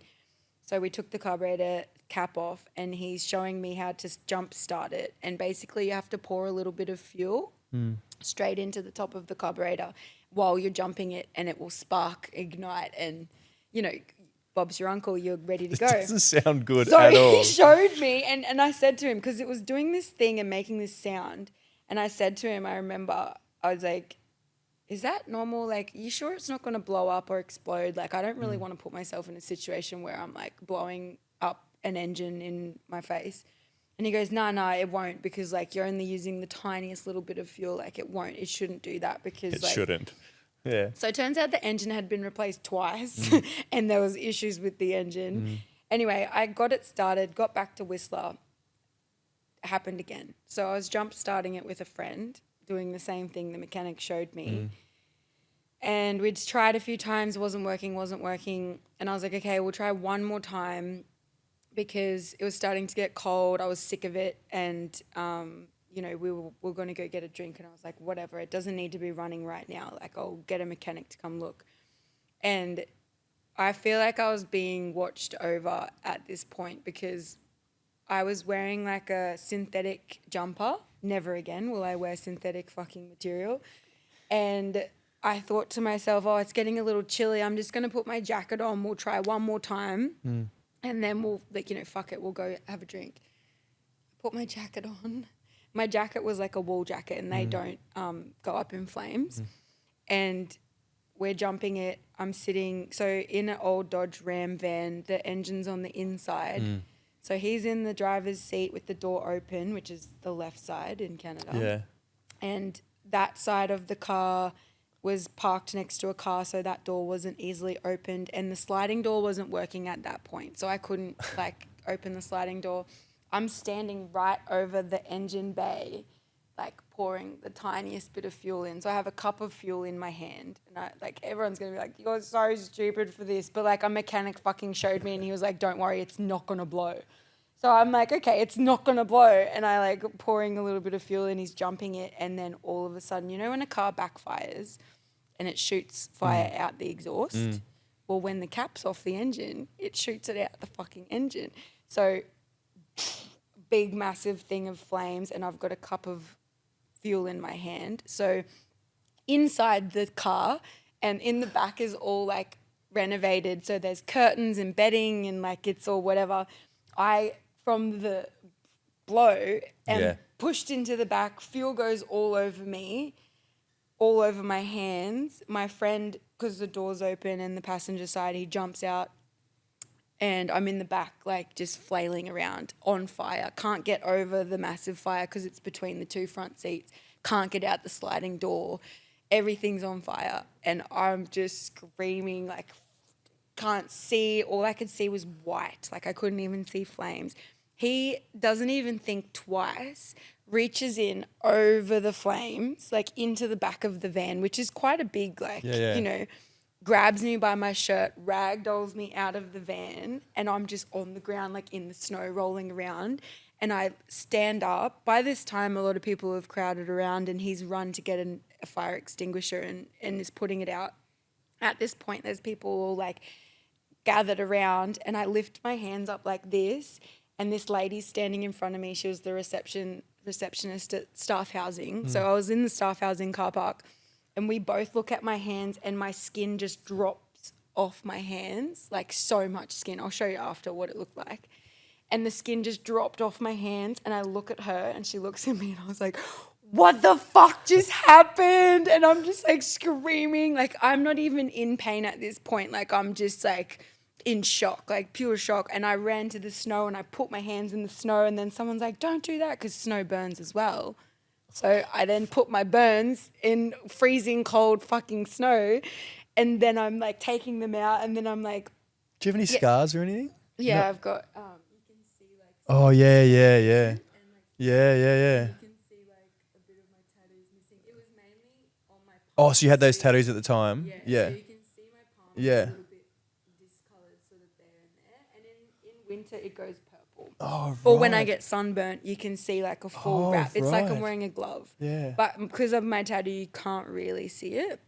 I was blessed. I was lucky. The doctors said, I don't know how you healed that well from 4th degree burns, but yeah. That is ridiculous. And I had like one on my face. I lost a lot of my hair, my eyelashes. She was like, I don't know how your voice didn't get damaged from the smoke inhalation. Oh, yeah. Like I could have gone You do have a bit of a blind. raspy voice, though. Yeah, I like know. it. I know. Everybody does. Do That's they? what they say. Yeah. They're like, you're good for a podcast. Yeah, I love great listening voice. to you. Yeah. But maybe that's what it's from. Who Yeah. knows? But yeah, basically, I got the ambulance came and I was dosed with the first time I'd ever done ketamine. I dosed with the biggest dose of ketamine and morphine. I remember getting wheeled into the back of the ambulance, good stuff. going into a fucking K-hole, just like, what's going on? My friend that I had met the day before is standing outside of the ambulance. Don't worry, I'll be there. So like Whistler's 2.5 hours from Vancouver. I get to the Whistler hospital. It's not an overnight stay hospital. It's a day hospital. So they couldn't keep me there. Instantly helicoptered to Vancouver. I'm in the helicopter high as a fucking kite. I wish I got these photos back because my phone was nowhere to be seen. Could I remember my phone number or my email address? No. But I convinced the helicopter ambulance guy to take photos. He's like, I'm not allowed to do this. I'm not allowed to do this. I was like, I want to remember this because we're flying over like Whistler and I'm in the helicopter looking at all these mountains just like bandaged, just like, whoa. What is this going on? Fucking, on in a K-hole, on morphine, just like, whoa, like so stoked. Yeah. Like Yeah. in the helicopter. Like, and he never got them to me. But then I got to Vancouver. Probably for the best. For the best. Yeah, I don't know. It would have probably been really funny. But got to Vancouver and then it was the middle of COVID. So you could imagine what the hospitals were like. And I woke up strapped to a bed because I must have been like, once I realized what was happening, started freaking out. So I was kind of strapped to the bed because they were like, I couldn't handle that. you need to be calm and Yeah. you need to stop flailing your Yeah. arms around. And all the doctors have these, the face Yeah. shields that they were wearing. So I woke up and all these doctors are like leaning over me. I'm like, I've been abducted. Been fucking abducted by aliens. And then my friend that I'd met the day before drove to Vancouver and was there at the hospital to pick me up. And that kind of restored my faith in humanity because my partner at the time would split the day before the accident. Oh, right. Kind of like he was going through a rocky time with his dad had just had a serious thing happen and he'd always wanted to do this. We were living apart. We weren't doing it together, but we were kind of staying together, but it was just not working. So we split literally the day before my accident. Yeah, right. And he was only like 3 hours from Vancouver and he didn't come. Didn't want to be like, just didn't want to have to deal with it. So I had strangers look after me for probably 3 weeks after that. I couldn't shower myself because my hands were bandaged, couldn't use my fingers, couldn't feed myself, couldn't shower myself. So who was doing it all? These people that literally took me in that I'd never met before. Really? Yeah, so Jade, my friend who I'd met the day before, we hung out and took some photos and stuff. And then when the accident happened, my friend helping me jump the car was like, who do I call? Who do I call? And I was like, I don't know. Like, there's no one to call. My ex, call him, but like, I don't think he's going to come. Yeah. And then I was like, call Jade. Like I was like, call Jade. And he called Jade. And then, she was there. She booked a hotel in Vancouver, picked me up from the... I've got indigestion. I get that Picked me up from the hospital and then got to the, hotel. I was on such a high because I was like, I can see I'm alive. Like, I didn't die. I can still use my hands. I can still speak. I was just... I don't think people realize the severity of it because I was very quick to jump back on socials and be like, I'm all good, guys. Like, my family back home were like, what the fuck just happened? Or my friends are like, are you okay? And I'm like, grateful to be alive, like whatever. And then, for about a month and a half after that, it was like a healing process that was not only physical, but it was like emotional. I was waking up every 2 hours, having to take morphine because when your nerve endings, because it was 4th degree, but when your nerve endings get burnt and you're healing, it feels like you're on fire the whole time. Yeah. So when I was on morphine for 3 weeks as well, got addicted to that because, morphine's great. So every 2 hours in the middle of the night, I'd be waking up screaming, nightmares. Like these people quite literally gave up their bed. Like one of the girls was sleeping on the couch so that I could have the comfort Wow. of a bed. Yeah. Came up every time I woke up, giving me the morphine tablets because I was so disorientated. And then because it was COVID, I had to live by myself because the doctors were like, if you get sick, your body won't heal and you'll probably get like really sick. So staff housing was kind enough to get me my own place, but I couldn't do my dishes. I still couldn't shower myself. Wow. So they had to get one person allowed access because no one was allowed visitors at that time. So I was allowed one person to come and help with that stuff. And that was my friend Jade. And then, yeah, after the healing process and getting back into working and, you know, that left me in negatives. Like the helicopter was $8,000. I'm lucky I had travel insurance because they covered everything. Yeah. Everything with the tap of a card. Like usually travel insurance you have to pay up front and then you get reimbursed. But because of the situation, like also, what is it called? Cover More. Shout out to Cover More. Yeah. I will never use any other travel insurance company because they literally saved my fucking ass. Yeah.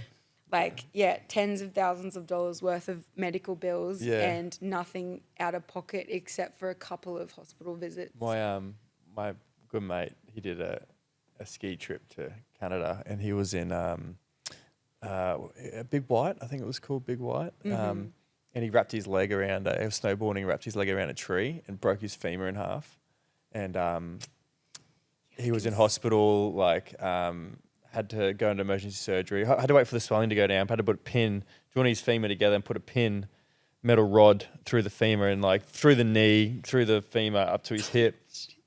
Right. And like... No travel insurance. No, had all travel Oh my insurance. God. Like everything was covered and like it was such a big injury and like the surgery was massive. I had to wait for the swelling to go down so he could go home. But because his leg was like that, they put him in business. And I was like, mate, that's like, if you're looking for a win, a business flight from Vancouver all the way back to Brisbane, I was like, is that worth like the broken leg? 15-hour flight. Yeah, and he's a partner at the time. She got business too. And I'm like, that's pretty good. Yeah, like, let's look at the bright side. Silver linings. Yeah, silver linings. But yeah, no, that wasn't the only accident I had. I've had plenty of accidents on the mountain. And, travel insurance. Never go without it is all I can say. One thing I love to chat to you about is relationships and how they've navigate? Yeah, navigate relationships. Well, before I knew, it was very difficult. Yeah, okay. Very difficult. Friendships, I feel, probably would have gone a lot differently. Relationships, like love relationships, probably would have gone a lot differently. Sort of work environments, I reckon would have been a lot different, probably a lot better if I'd known before, because obviously you advocate for what your needs are. You can tell them when you're like, you know, things aren't good.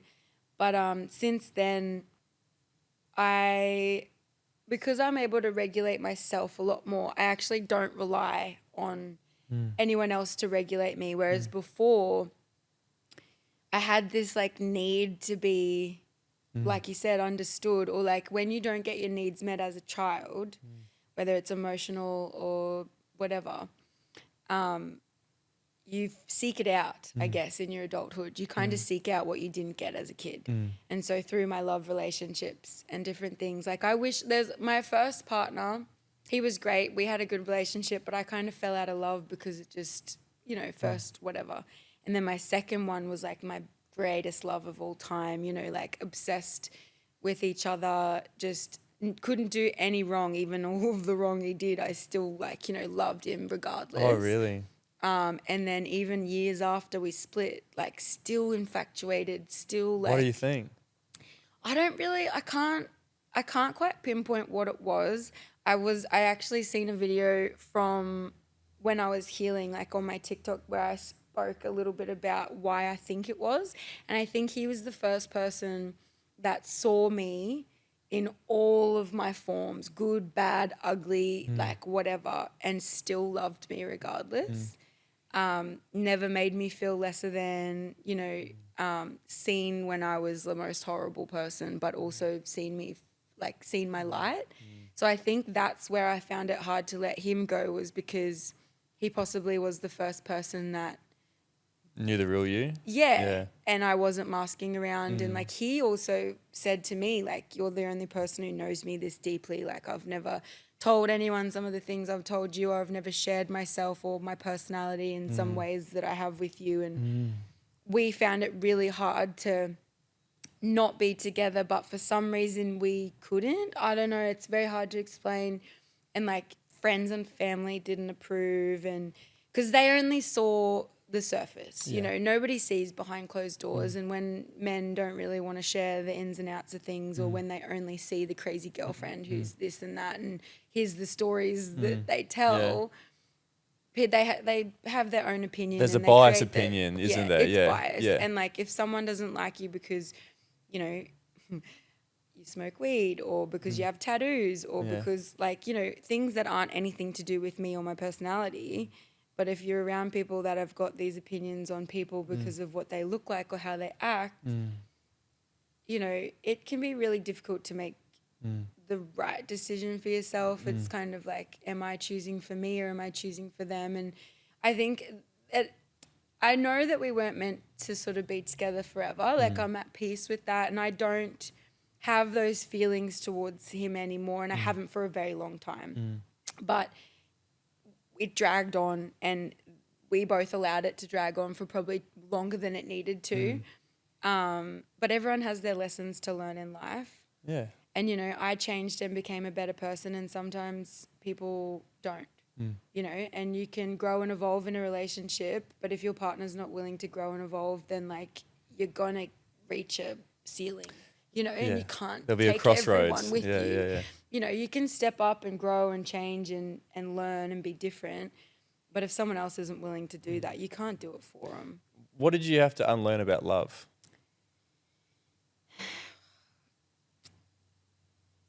That there's unlearn, not much, but I had to learn a lot. Oh, okay. I had to learn a lot because my depiction and my interpretation of love came from a very toxic environment growing up. You know, like love was hard. It was angry. It was throwing things. It was breaking things. It was, you know, like my parents divorced and split when I was about 2.5 years old. So the things I do remember from my childhood are like bird's eye view movie snippets of like really crazy situations, you know, breaking of things, slamming of things, yelling, screaming. And then obviously my parents went into different relationships, and again, not very good examples of love and relationships. So my view on love was kind of like a ride or die. It doesn't matter what you do or what they do, like you're in it for the long run. Like you could treat them like the fucking piece of shit, but then like you still should love me kind of thing. Kind of, I guess. But it's just, it was a very skewed perception. I never grew up with the idea that I wanted to get married, have a house.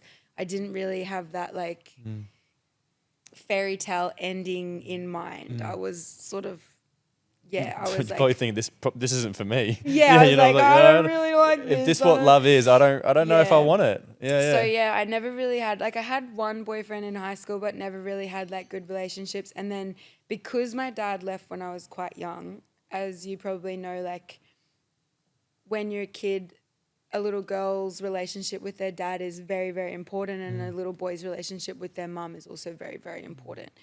And when you don't have that, you can seek that out through partners. So what I didn't get from my dad and what I did get from my dad, that was what set me up and what I accepted through men.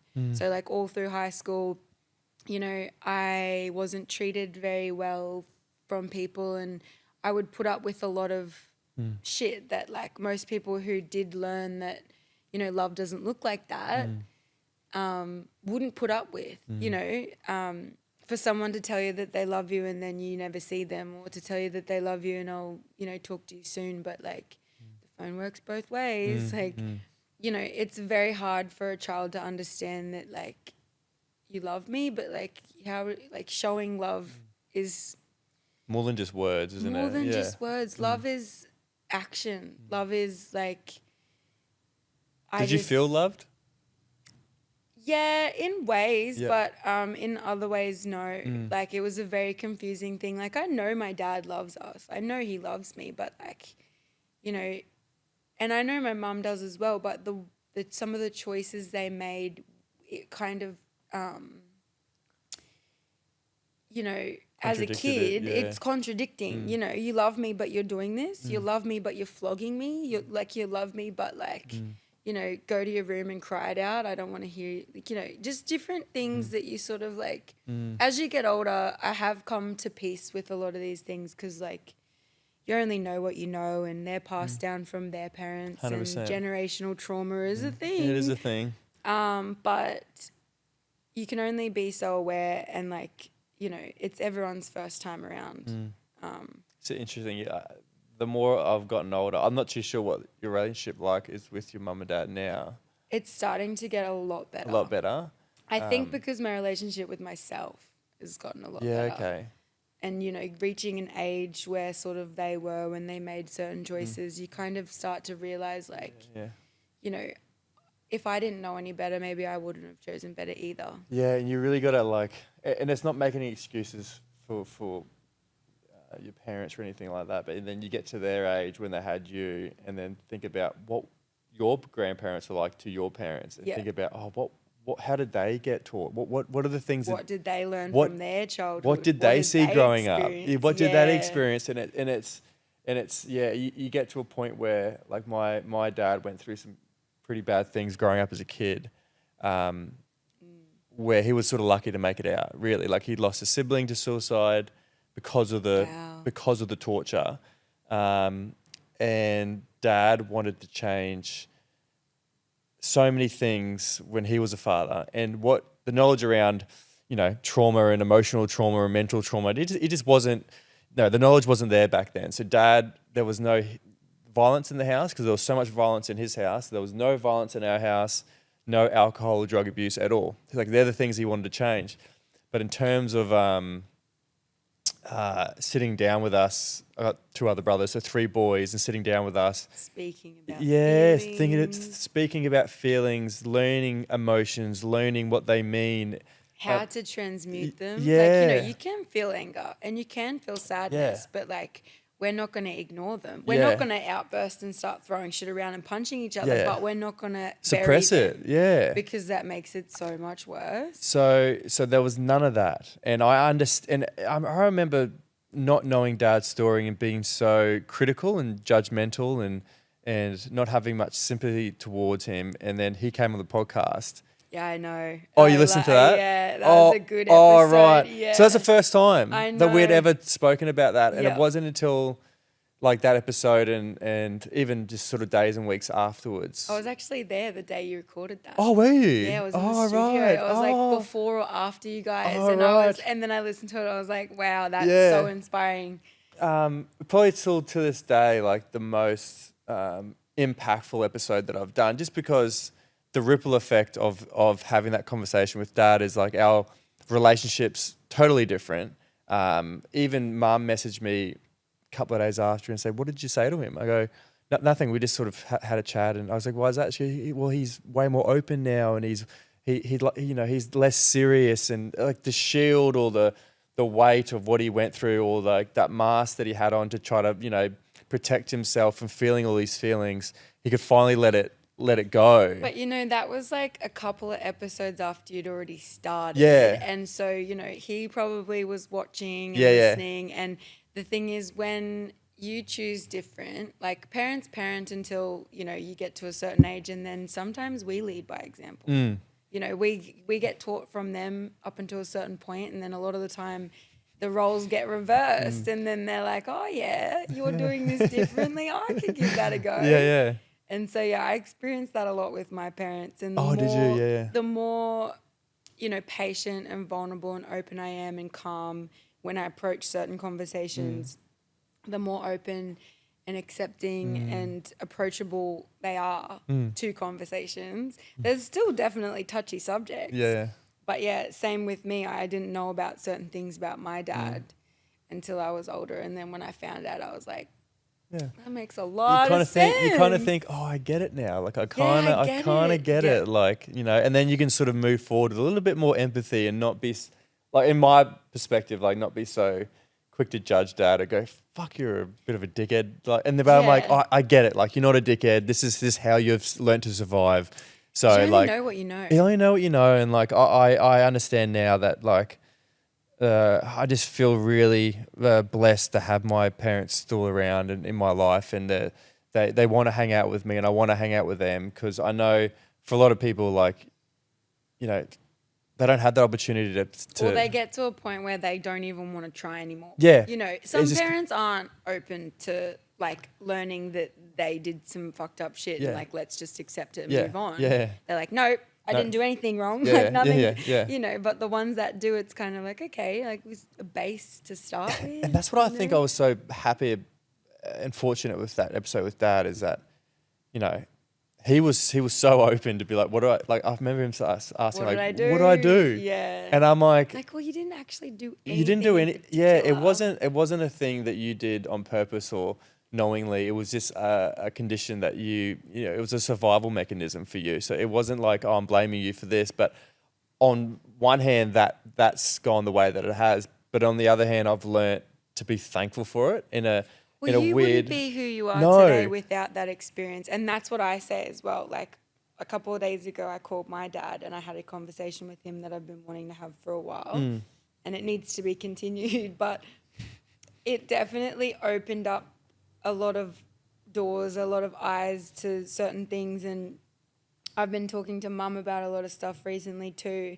And I think because I'm at the age now sort of when things went down and discovering my diagnoses, you know, a lot of those things are hereditary and learnt behaviours. So now seeing that, I'm not quite pointing the obvious finger at and not anything. saying it, not suggesting, but I can clearly see that, you know, my dad has his things and my mum has her things. And when you throw kids into the mix, when you throw, you know, life into the mix, dealing with autism and ADHD is very difficult in your own head. But then when you throw in emotions and somebody else's emotions, kids, mortgage, financial stress, like life can be really fucking hard. And so when you don't know how to deal with it or don't know, you know, shit can get really messy.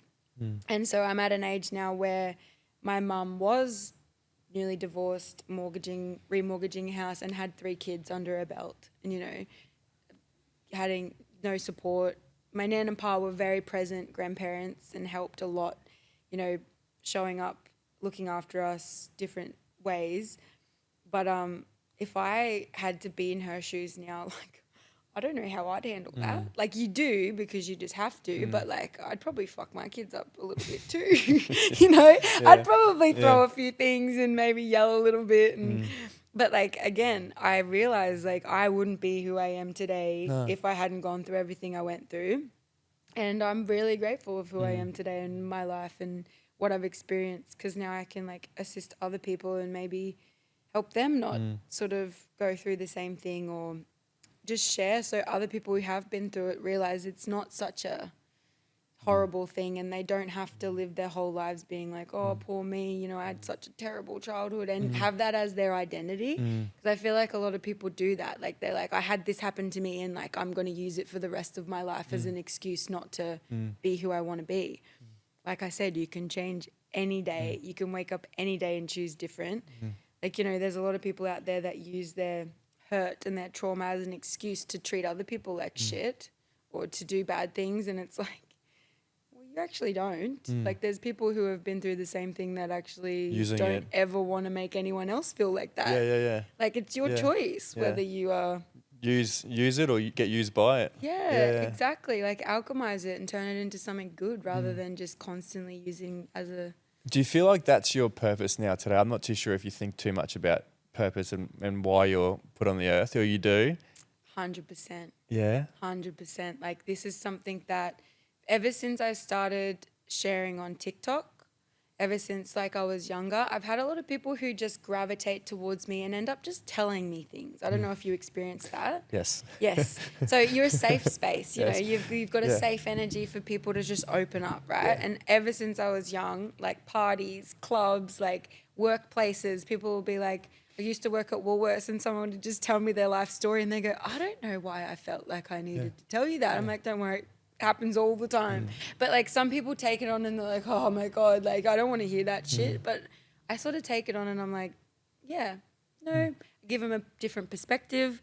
I give them a different understanding and they walk away almost like better off from like I transmute. It's like they give me this energy of like shit and I transmute it and give it back to them in like a, well, it's not so shit. Yeah.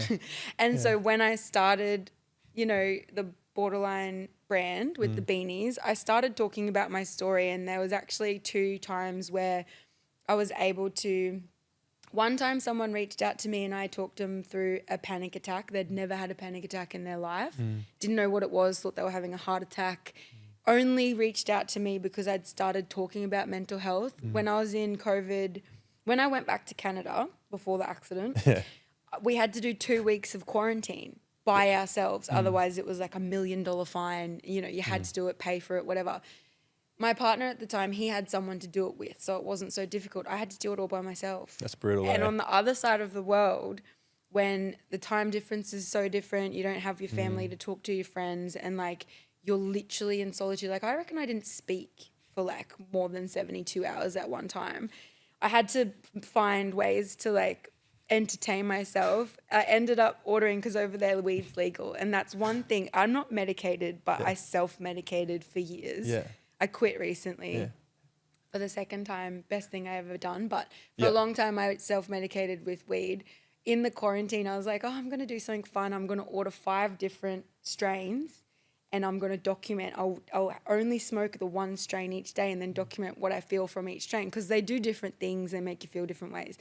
So I entertained myself like that. So I started vlogging and I started documenting and I started noticing things and I was like speaking up about stuff. And then my partner at the time's dad had a stroke while we were over there in quarantine. So like he was in absolute turmoil, like wasn't sure if he wanted to go home, struggling with his mental health. Like, and then one of my best friends in Canada, his best friend killed himself. And I got the phone call from my friend and I was in quarantine and I couldn't go to him because we were threatened with like, you know, jail or $1 million.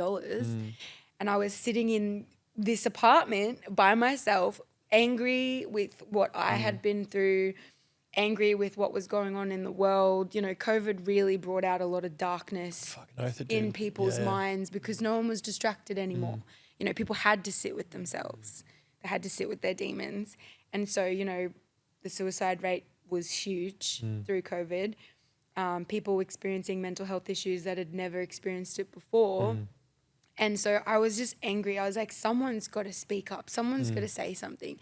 So I made a YouTube video. It was terrible. I'm taking it down now. But I hated the long form content and talking and stuff. So I fast forwarded a lot of the video and it just ruined it. So it's non-existent anymore. But that was kind of the beginning. That's sort of what sparked my interest to like to speak up and talk about it. And using that platform. And I had a lot of good feedback because only people I really shared it to was following on Instagram. And my friend who had lost his best friend to suicide reached out and was like, thank you. Thank you for speaking up. Because I had already had my attempt by then. And being someone who had attempted, came out of it and still wanted to live, but also still had those thoughts, I was able to like marry people who didn't understand. Because you know how some people get really rolled up about it and they're like, that's so selfish, you know, whatever. I've met my fair I share. fucking hate it when people do. I'm like, it's the most selfless act in the world. Like I'm taking my life because I don't want to burden yours. You know? Yeah, like I had to tell people, it's like, I'm trying to give you a gift. I'm giving you a gift of me not being here because I feel like such a burden. You're like, please take the gift. Yeah, you know? and it's like, oh, come to me whenever you need, or like, you know, I'll be here whenever you need, and you message someone and you don't get replied to for 3 days. Oh, sorry, I was really busy, been flat out with work, and you're kind of like, do I really want to dump my shit on them if they've been flat out and busy and, you know, having a hard time themselves? Because people are very quick to say, you know, I'm here if you need me. I'm here if you need me. But like at the end of the day, there's not a lot of people who can handle being there for someone when they are in that space. Do you have a circle?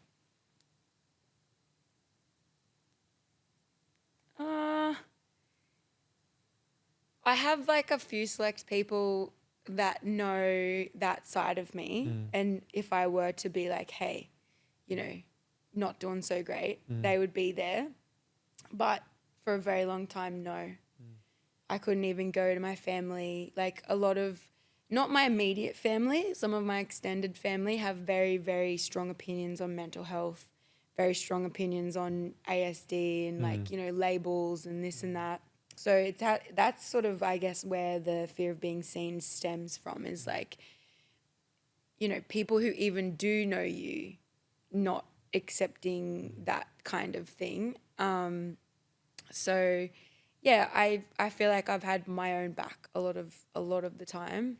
And there are, yeah, like I said, a few people I do have, but yeah, there's people who have no one. You know, there's people who move countries, move towns to better their life and live, you know, their own life and be away from family and trauma and shit that, you know, they don't change.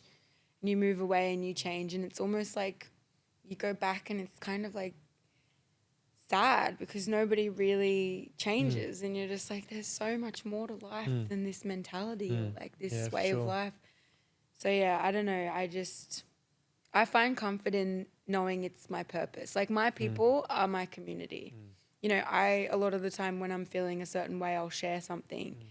And recently I've been sharing a lot to do with betrayal and a lot to do with trust and like, you know, finding your feet again after being betrayed by the closest person to you. A lot of people resonate with it, and it's like a lot of people have gone through like that kind of shit, and they don't have the other perspective of like, you know, it's probably for the best. You know, I don't want to stay in something like that, but a lot of people go through that and like they still yearn for that person to love and accept them.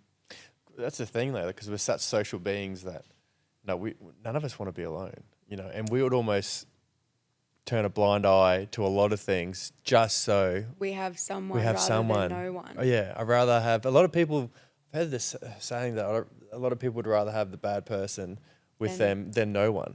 Well, the thing is, you only know what you know. Yeah. So we accept the love we think we deserve, and the love we think we deserve is usually the only love we've been shown. So like if you've gone through childhood trauma or you have been sort of, your view of love is skewed.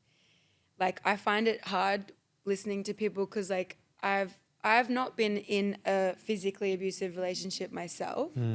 Possibly mentally abusive or emotionally abusive, but maybe they didn't really realize they were doing it because like that's how they were treated by their parents. And but when I see other people in abusive relationships and I see the opinions of outsiders like, why wouldn't you just leave? Like, why wouldn't you just leave? I'm like, you have no idea how psychologically manipulating it is. Manipulative some of those, like they love you 1 second and they're showing you all this love and admiration and physical love, and then the next minute, you know, you're being ignored for 2 days and you're being told you're crazy and like, you know, oh, you're seeing things, or like, you know, that's not true. Like gaslighting stuff, And then, you know, I love you, and then the whiplash, like, you know, it's a addiction. Yeah. It keeps you hooked.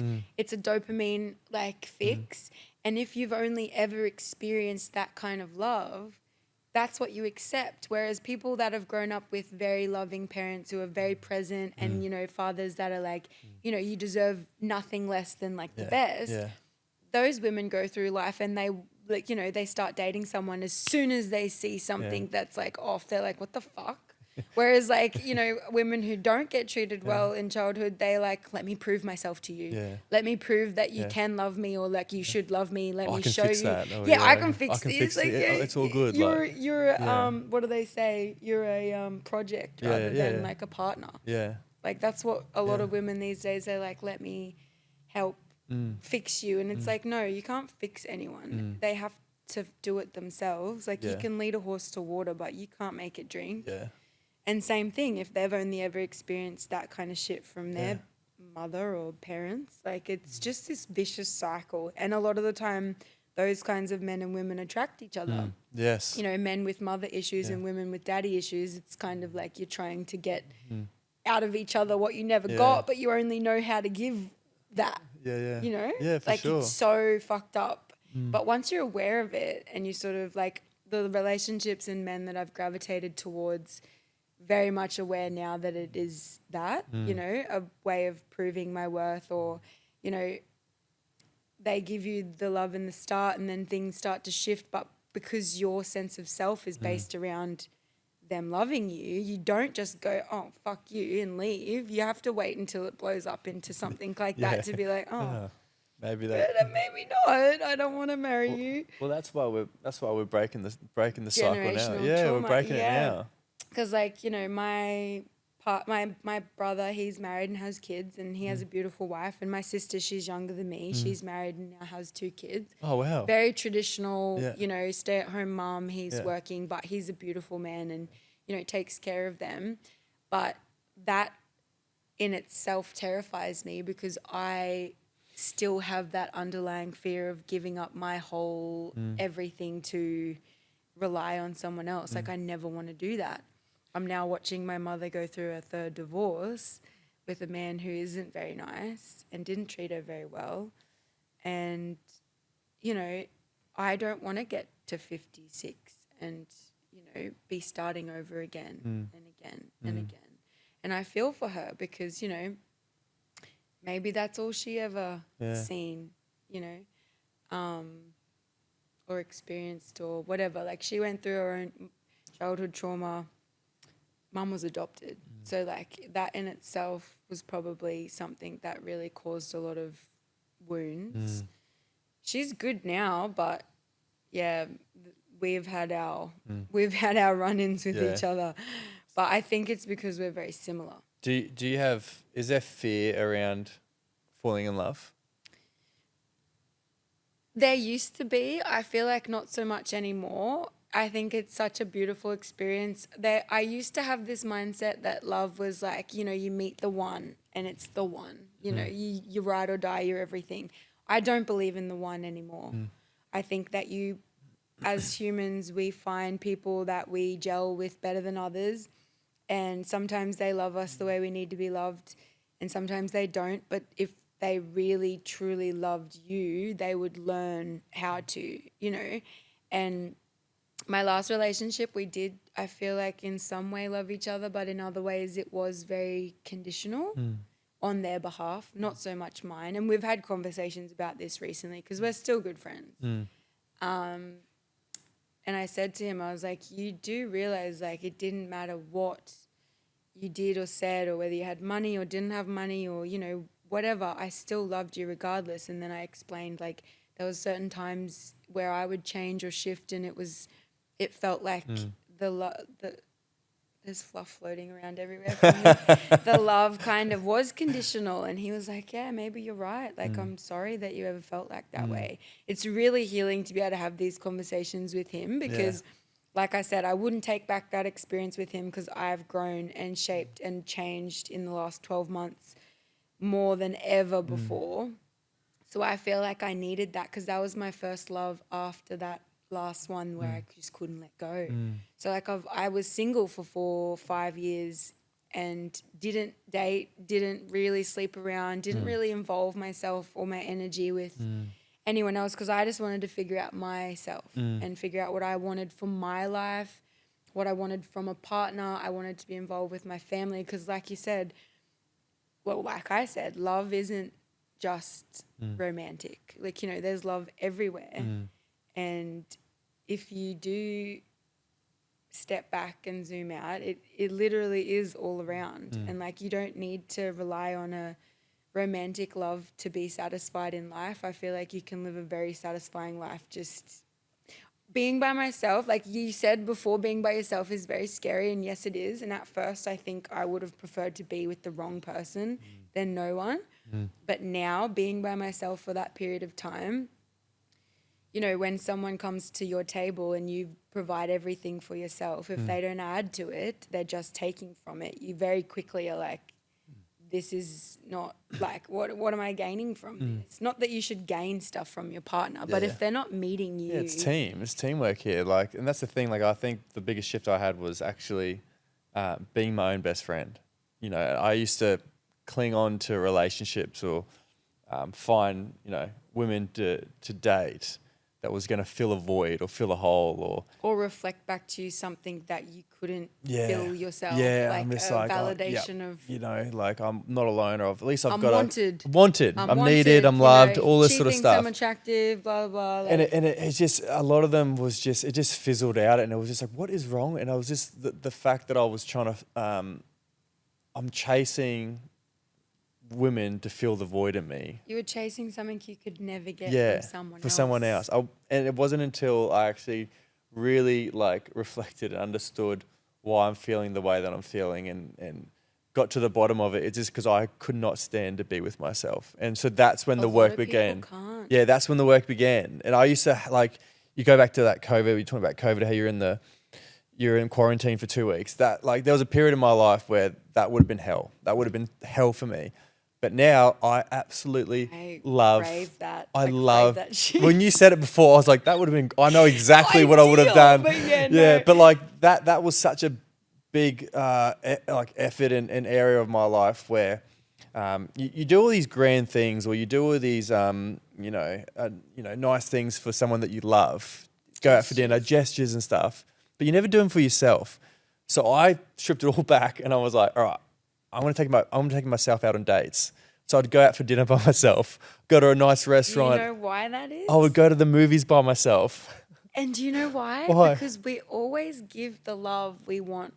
Have you ever heard of the 5 love languages? Yes. So a lot of the time, you know, we have 1 or 2 of our own, but we love how we want to be loved. Yeah. And if your partner's love language is different, there's a miscommunication. So you could gift them a million gifts, but if their love language isn't gifts, they're like, why the fuck are you gifting me these things? It's accident, you know. But then you're like, why don't you ever buy me shit? And then it's gifts, like, but it's like, just buy it for yourself. And I'm like, I don't want to buy it for myself. I want you to buy it for me. And it's like, well, don't spend your money on me. And I'm like, why are we arguing about this? Like, so when I realized this, I was like, okay, I'm just going to give everything that I want you to give me to myself. Same thing. And then when you are by yourself for long enough, you realize like you fill up your own cup and then you let them fall in love with the overflow.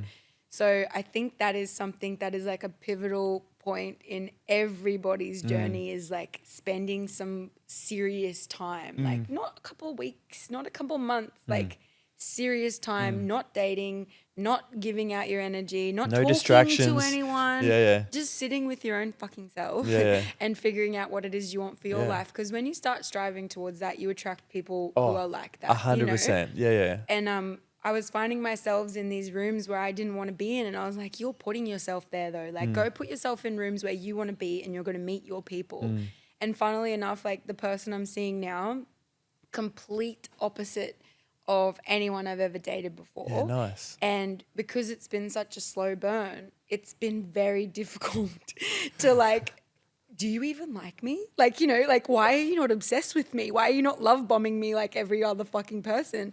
But like the thing is, I think when someone really likes you, they tread lightly and they don't jump in full throttle because they don't want to, you know, scare you off or ruin it. Or it seems like a very sort of mature and emotionally aware person. Yeah, and like I've never experienced someone like that. So like your experience, you sort of intrusive thoughts come in and I'm like, he's seeing other people, he's sleeping around, he doesn't actually like me that much. But like on his end, he's like, she doesn't like to be messaged too much. She, you know, she does her own thing. She's doing this. She's busy. I don't want to like, you know, message and be rejected or like, you know, because guys have intrusive overthinking thoughts too. I'm glad you're aware of that. Some girls don't realize that guys do have that like, I think running commentary of like, I think, you know, girls underestimate the noise that goes inside guys' heads, all the emotions. Like we feel it all because there's no sort of generations of men that have been taught to express that. All we've been taught is suppress that. So we still have it going on. We just don't know how to talk about it. Exactly. We don't know the words. We feel uncomfortable. Would rather just go, oh, fucking don't worry about it. Yeah, don't worry. We don't want to sit with it. Or explain. You guys are great. But the thing great is, at it. you know why though? I think because I have experienced a lot of guys be able to do that with me, but I think it's because I don't jump down their throat or jump to a conclusion anymore, or maybe used to, but I just sit and listen. You know, if someone, when you're too emotionally charged, if a boy came to a girl and was like, hey, you know, this is how I'm feeling, and then, you know, girls tend to just be like, well, I'm feeling this, and like, you don't do this, and like, you know, they're very quick to like react. Yeah. So then the guy's like, oh, fuck, I can't bring it up. Why would I tell you? I don't want to go through that again. Yeah, but then also they're just like, I'm out. Yeah. Because like, if you're not going to willing to sit and listen to me and be my safe place to like open up, how can I be with you? And then they're like, oh, he doesn't like me, or, you know, he, you know, was talking to me so much one day and then the next day not. And I'm like, did you give him a chance to come back and sort of open himself up to you, or go away and realize he did like you, and then come back and be like, hey, I really like you. Let's see each other. Like, I feel like the dating world and love and relationships is so like, everyone looks to movies and TV shows and how love should unfold. And like, I think that it's very like, you should live your life for you, and love shouldn't be the number one thing in anybody's life. Like, yes, it's a big thing when it's your partner for life, and that's the one person you do. You know, your kids grow up and move out, and your parents die, and your friends go off and have their partners. So, you know, when you find your one and you're willing to work on it forever, that's beautiful. But also things can go 10 years and then fall apart. And then who are you without that person? Exactly. So what I've been like seeing a lot lately is like, you should be able to go through a breakup and still be okay. And people are like, what do you mean go through a breakup and still be okay? I'm like, yeah, but you should still have your routines that you do. You still should have your friends, your cafes, your books, like your things you love to do.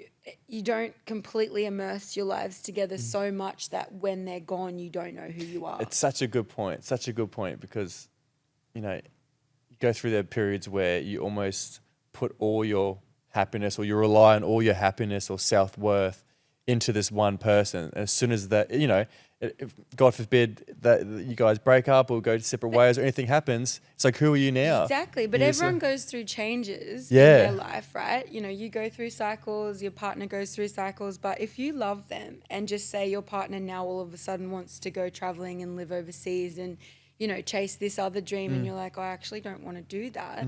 Then you come to a conclusion of whether or not you should stay together. But in that conclusion, it's not like, oh, fuck you for wanting to leave and go do that for yourself. Like, you selfish, blah, blah, blah. What about me? It's like, I love you. So if you want to do that with your life, then that's fine. Like, I don't. It's going to be very difficult and hard to separate and learn again. But I think that's where I think a lot of people go wrong, is like, they want someone for them. Not like they want to love someone or want to love for themselves, not actually for the other person. So now when I like go into relationships, I'm like, I want to fall in love with you, not how you love me. Because if you fall in love with how they love you, then when they're gone, you know, what is, like, it's gone. So that's how people are like, how are you still friends with your ex after what he did? And I'm like, what he did doesn't define him or me. It was a moment in time and it was a shitty thing, but like, it doesn't dismiss everything we experienced together before that, or what he felt for me or what he did for me. Like, that one or two or couple of shitty things that happened, like, doesn't eliminate all the really beautiful, amazing things that happened or I experienced. So being able to now talk and like, he's seeing someone else, I'm seeing someone else, and know that like our lives would have gone in different directions regardless. We have no resentment towards each other. You know, I'm pursuing this career in, you know, art, design, being a personality online, whatever. He's not interested in that. So like, it doesn't matter if we worked it out or I gave him another chance, it probably would have eventually gone that way as well. So I think a lot of people try and hold on to... Let things be. Yeah, just be yourself and like do what you want to do. And I think, you know, love comes and goes, but again, it's not the be all and end all of life. Like, you know, you have love with your friends, you have love.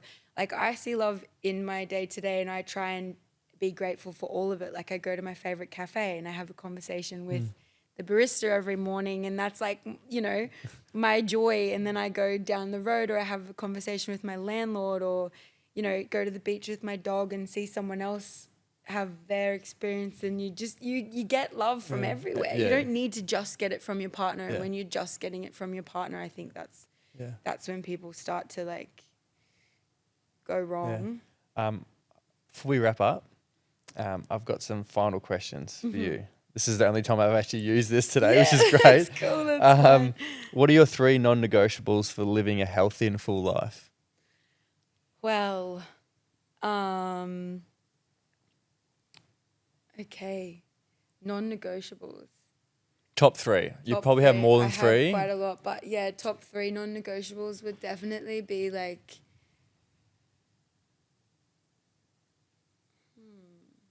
I want to be very intentional with my answers on this one. Okay.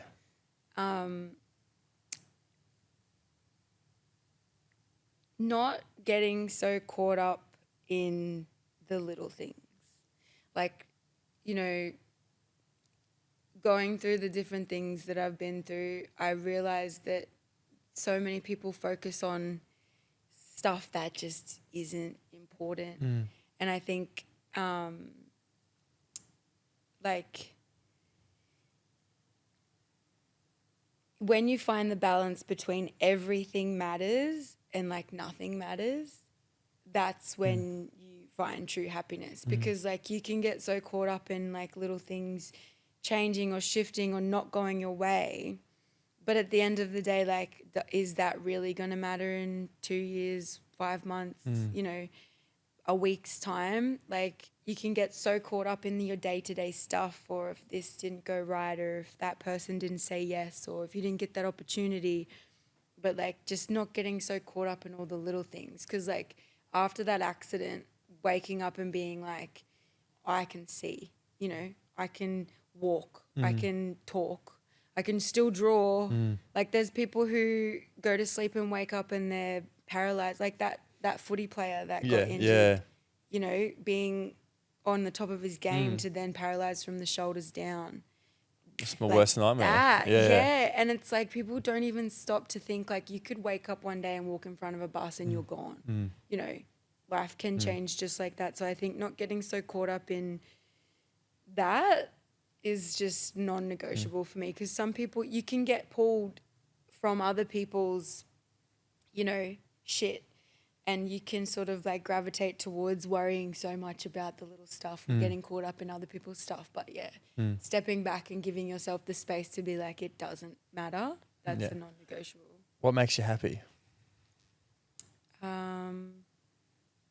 Honestly, seeing other people happy and joyous and thriving, that is one of the biggest things. Like watching children just be children, you know, living freely and like getting to experience, like it reminds you to sort of live like that a little bit. Art, painting, sharing stuff like this, you know, human experience is something that I think makes me very happy, and just living in the moment, you know. Love that. What's been the hardest day of your life? Wow. The hardest day. There's been a couple. There's been a few. Wow. The hardest thing you've been through is the hardest thing you've been through. So I guess like the more you get sort of better at dealing with hard things, the less hard it gets. But probably the day and like the days around that accident and having to accept and come to terms with the person not showing up and being completely abandoned is probably one of the most vulnerable, hardest times that I'd ever been through. Yeah, that's definitely like significantly hard moment. If you could go back to a time in your life, where would you go and why?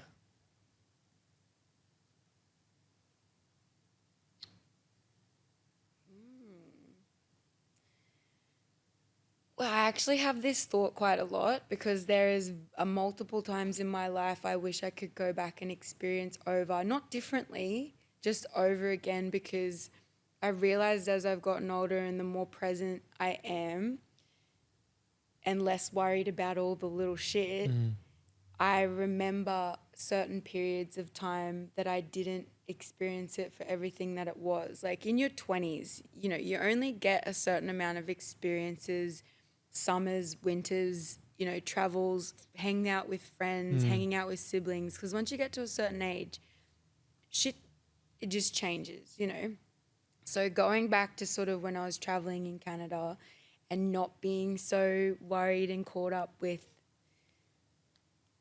that person or money or worried about chasing a business or building a business or like, you know, not being so worried about what I'm going to do next. Yeah, externally. You know, being yeah. present is probably like if I could go back to like multiple points in my life and just live it for everything that it was and not worry about like, oh, I can't go do this tonight or I can't party here because I want to do this and I want to do that.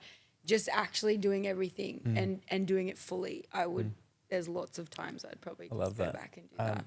Before we finish, do you have a question for me? One question. Okay. Oh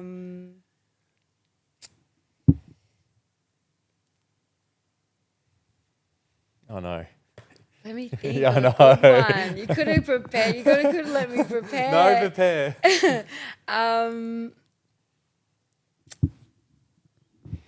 How?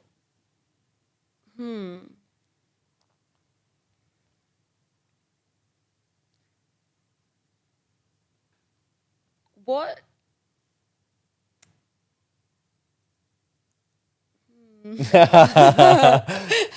This is your podcast now. I know. Oh, okay. I'm going to ask one because this is something that you know, I'm a big lover girl and I love, you know, hearing people's stories, but what made you, like, what was the, like, selling factor and what made you go, yeah, she's my girl? You know, you just recently got married. You know, you guys have been together for how long now? It'll be 9 years. Yeah, so that's like a long time. When and why do you think you were like, yep, she's the one? I remember, she came along where I was sort of at the back end of me playing rugby, and we sort of started seeing each other, and this is me just in my own little zone. I was like, took up a contract to go play in America for 3 months, and she was like, "You going where?" And I'm like, "Oh, just for 3 months." She's like, 3 months? And we hadn't officially sort of dating, and I'm like, "Yeah, I'll be fine. I'll catch up with you when I get back." And she was just like, fucking righto then, and was under the impression, and we were hanging out heaps. Like we were getting, like, I was going over her, meeting her family, and this is me thinking like 3 months was like 3 weeks, but she knew 3 months was going to be for a while. And I remember leaving for the trip, leaving for the rugby contract, and then getting over to America, and then going, oh fuck, this is actually a really long time without her. And she thought that we were just sort of going to fizzle out, and she was like, he won't ring me, or we won't keep in contact, and you know, it would just sort of be how it was. And I ended up seeing and feeling what she saw and felt for months leading up to that moment. And it took me to go to the other side of the world to go, oh, I actually fucking really like her, you know. And then I ended up going, you know, I was FaceTiming, you know, every single day and messaging her every single day. And then I think that moment was like that 3 months was a beautiful 3 months, because how do I word this nicely? For the first, like, say, other 3 months, it was all physical. So that for the 3 months when I was away overseas, it was all, you know, chatting, like actually properly getting to know each other without all the other fluff. Yeah. You know, all the other... Like no physical contact. Nothing. No like gestures. Like literally just conversations. Conversations. Calling, and showing up, and consistency. Because of the time difference, you've got to put... You actually have to try. You have to try. You got to put effort in. And like, we still joke about it now that, like, you know, we'd have the longest phone calls where it's either late for me and early for her, or, you know, vice versa. And I remember being over there just going, oh, all I want to do is get back there. Like, you know, I didn't really care about rugby that much anymore. I was just like, no, I just want to get home. And I was there for the full 3 months, and then when I got back, like we started dating officially, like straight away as soon as I got back. But there's been, like you said before, there's just been over like the 9 years. There's just been, you know, you don't fall in love. The person that I fell in love with isn't the same person anymore. You know, they change, I change, she changes, and it's a continual growth of like falling in love with that new version every year. I think you talked about every 7 years. every 7 years. We go through a 7-year Yeah. cycle. So she's changed a lot. I've changed a lot, and then you're choosing to fall in love again with that person, but it's a new person. Like she's not the same person that she was, and I think there's so many reasons. Like like if you ask any of my friends, they would say that I'm a much better person since having her in my life. You know, that she challenges me every single day to be a better person, to be a better man. She highlights the things that I need to work on, the things that I may not be able to see, and she does it in such a calm, safe, you know, way that it doesn't feel like a personal attack. It feels like a invitation. Yeah, a genuine desire to get better, and you know, she's pregnant at the moment. Wow, We've got exciting. we got a little girl coming. Oh, little girl, you're going to be such a good girl, Dad. That's what she was saying. But it's even like to the point where, you know, I just feel like such a responsibility to continue to be a better person for her, for myself, for our kids. Like I never had that desire in my 20s. I never had that, you know, that outlook of, you know, I'm doing this for future Elliot. All I cared about was present Elliot. I was very like self-centered like that. But having her in my life, you know, I've sought answers for some of the mental health struggles that I went through. Whereas before I would procrastinate and just go, no, like it's all right. This is a me problem. But being with her, I realized, no, this is an us problem. Like this, I can't keep hiding this stuff. Like how I am is affecting her. Yeah, so she makes me feel seen, and like you said, Best friend. she is, you know, honestly, and it's like you talked about, you know, I think why you're so attached to that guy, because he's seen you for the first time in all the beautiful, but also all the messy and all the ugly and everything that comes with it, and was still choosing you. Like she knows me better than anyone, and I've told her things, and she knows things about me that no one else knows, and she's never judged me or looked at me any different. If anything, you know, she sort of smiles and like sort of calls me a weirdo and like goes and moves on, you know. And I, for a long time, there's a lot of shame, or there's a lot of embarrassment around certain things about me, or things that I think about, or things that I like, or anything like that. And you know, I was a little bit bullied at school, and like always. I was taught like earlier on just to hide things, to fit in, and hide things to have friends, and masking. Masking, all that sort of stuff. And with her, there's none of that. Like you can be weird and whatever. And what happened? She one of my insecurities about dating someone was that if they knew about my mental health struggles, they would see me as damaged goods, or broken, or try to fix. Yeah, or this is going to be a lot of work. Like, you know, and Same, I was feel that too, and that's big. That's a big one. So I was so insecure about that, and all I wanted to do in the early stages of dating Jordan was to be Superman. Like I just wanted to be always reliable, always having a good day, always on. Yep, I'm sweet, everything's sweet. Like just wanted to be this perfect image. And it wasn't sustainable, but also she saw right through it. And I remember she picked me up from the airport after work, and obviously a drive, it was Sunny Coast, drive from Brisbane to Sunny Coast. And this was probably like maybe last year or 2 years ago. And she just said to me, do you have trouble letting me in? And, you know, I cried for like the 55-minute trip back to Sunny Coast. I cried the whole way. Like, and I tried to talk. Like I tried to like calm myself down. You and finally then go to talk. got permission to let that out. Yeah. Like you almost need to get given the permission Yeah. and like, oh, you actually care that much? Yeah. And she was like, what is it? And I go, I told her what I just said then. And she's like, I don't need you to be Superman. Like, I don't need you to be anything more than what you are. Like I need you to be honest and I need you to be real. Like I don't need you to be fake to impress me or to make sure I have this perception of you. Like I want the real you. I want the you when you're having a bad day or you're stressed. Like I don't think of your past struggles as a hindrance or as something to be embarrassed about. Like I'm here with you. Like you're not the only one that's going through. I have fucking shit days too and all that sort of thing. So that just sort of made me feel. She's a grounded person. Yeah, that like unconditional love.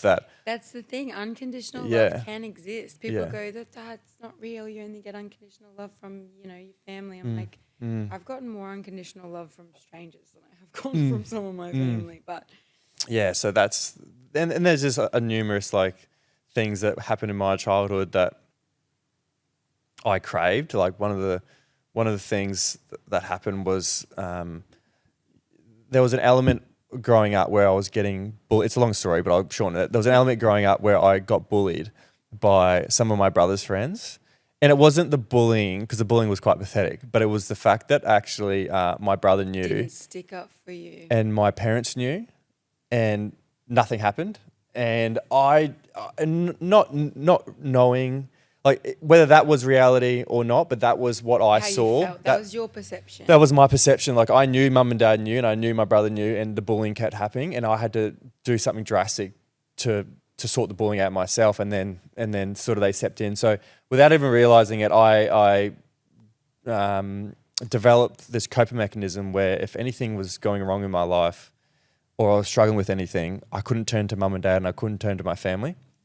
So I internalized everything. I would sort myself out. I don't need to let anyone in because I knew if something bad happened, they wouldn't have my back. So that's like a big thing, dealing with Jordan is letting her in and understanding that she is going to have my back. And there was another big story to this, but I won't go into detail. But there was a situation where I was getting verbally attacked by someone, and Jordan, who's a 4'9" Filipino girl, stood up for me, and that was probably like 3 or 4 years into dating. And I remember in the heat of a moment where shit's going on, and I saw her sort of stood up for me. I just went, fuck, I love you. Like, and I know other stuff was going on, but like, I just was like, oh, fuck, you just met a need that I never actually told you about, but you having my back made me fall in love with you so much, Yeah, you feel it?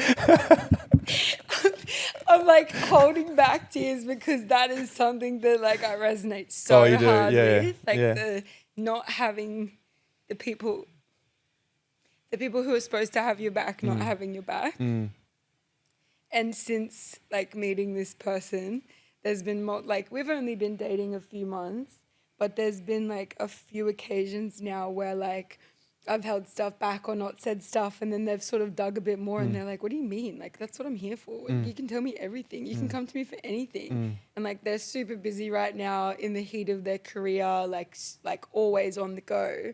I'm like, I don't want to worry you with like, excess stuff or my anxieties or this. He's like, I don't care. Like, just do it. And sort of you saying that has just made me realize like, because the last person, like, they didn't want to deal with my big emotions. They didn't want to, like, deal with it yourself kind of thing. Like, I'll run away before. So, yeah, that's beautiful that you found that because I don't think a lot of people find that. No. And I do feel lucky, but at the same time, like, she just provides me opportunities to make the right choice. No, she's not doing the work. No. But she's giving you the safe space to heal. That's the thing I say to people. I'm like, because a lot of people have this idea that you need to be healed to get into a relationship or you need to be healed to a certain degree to be good.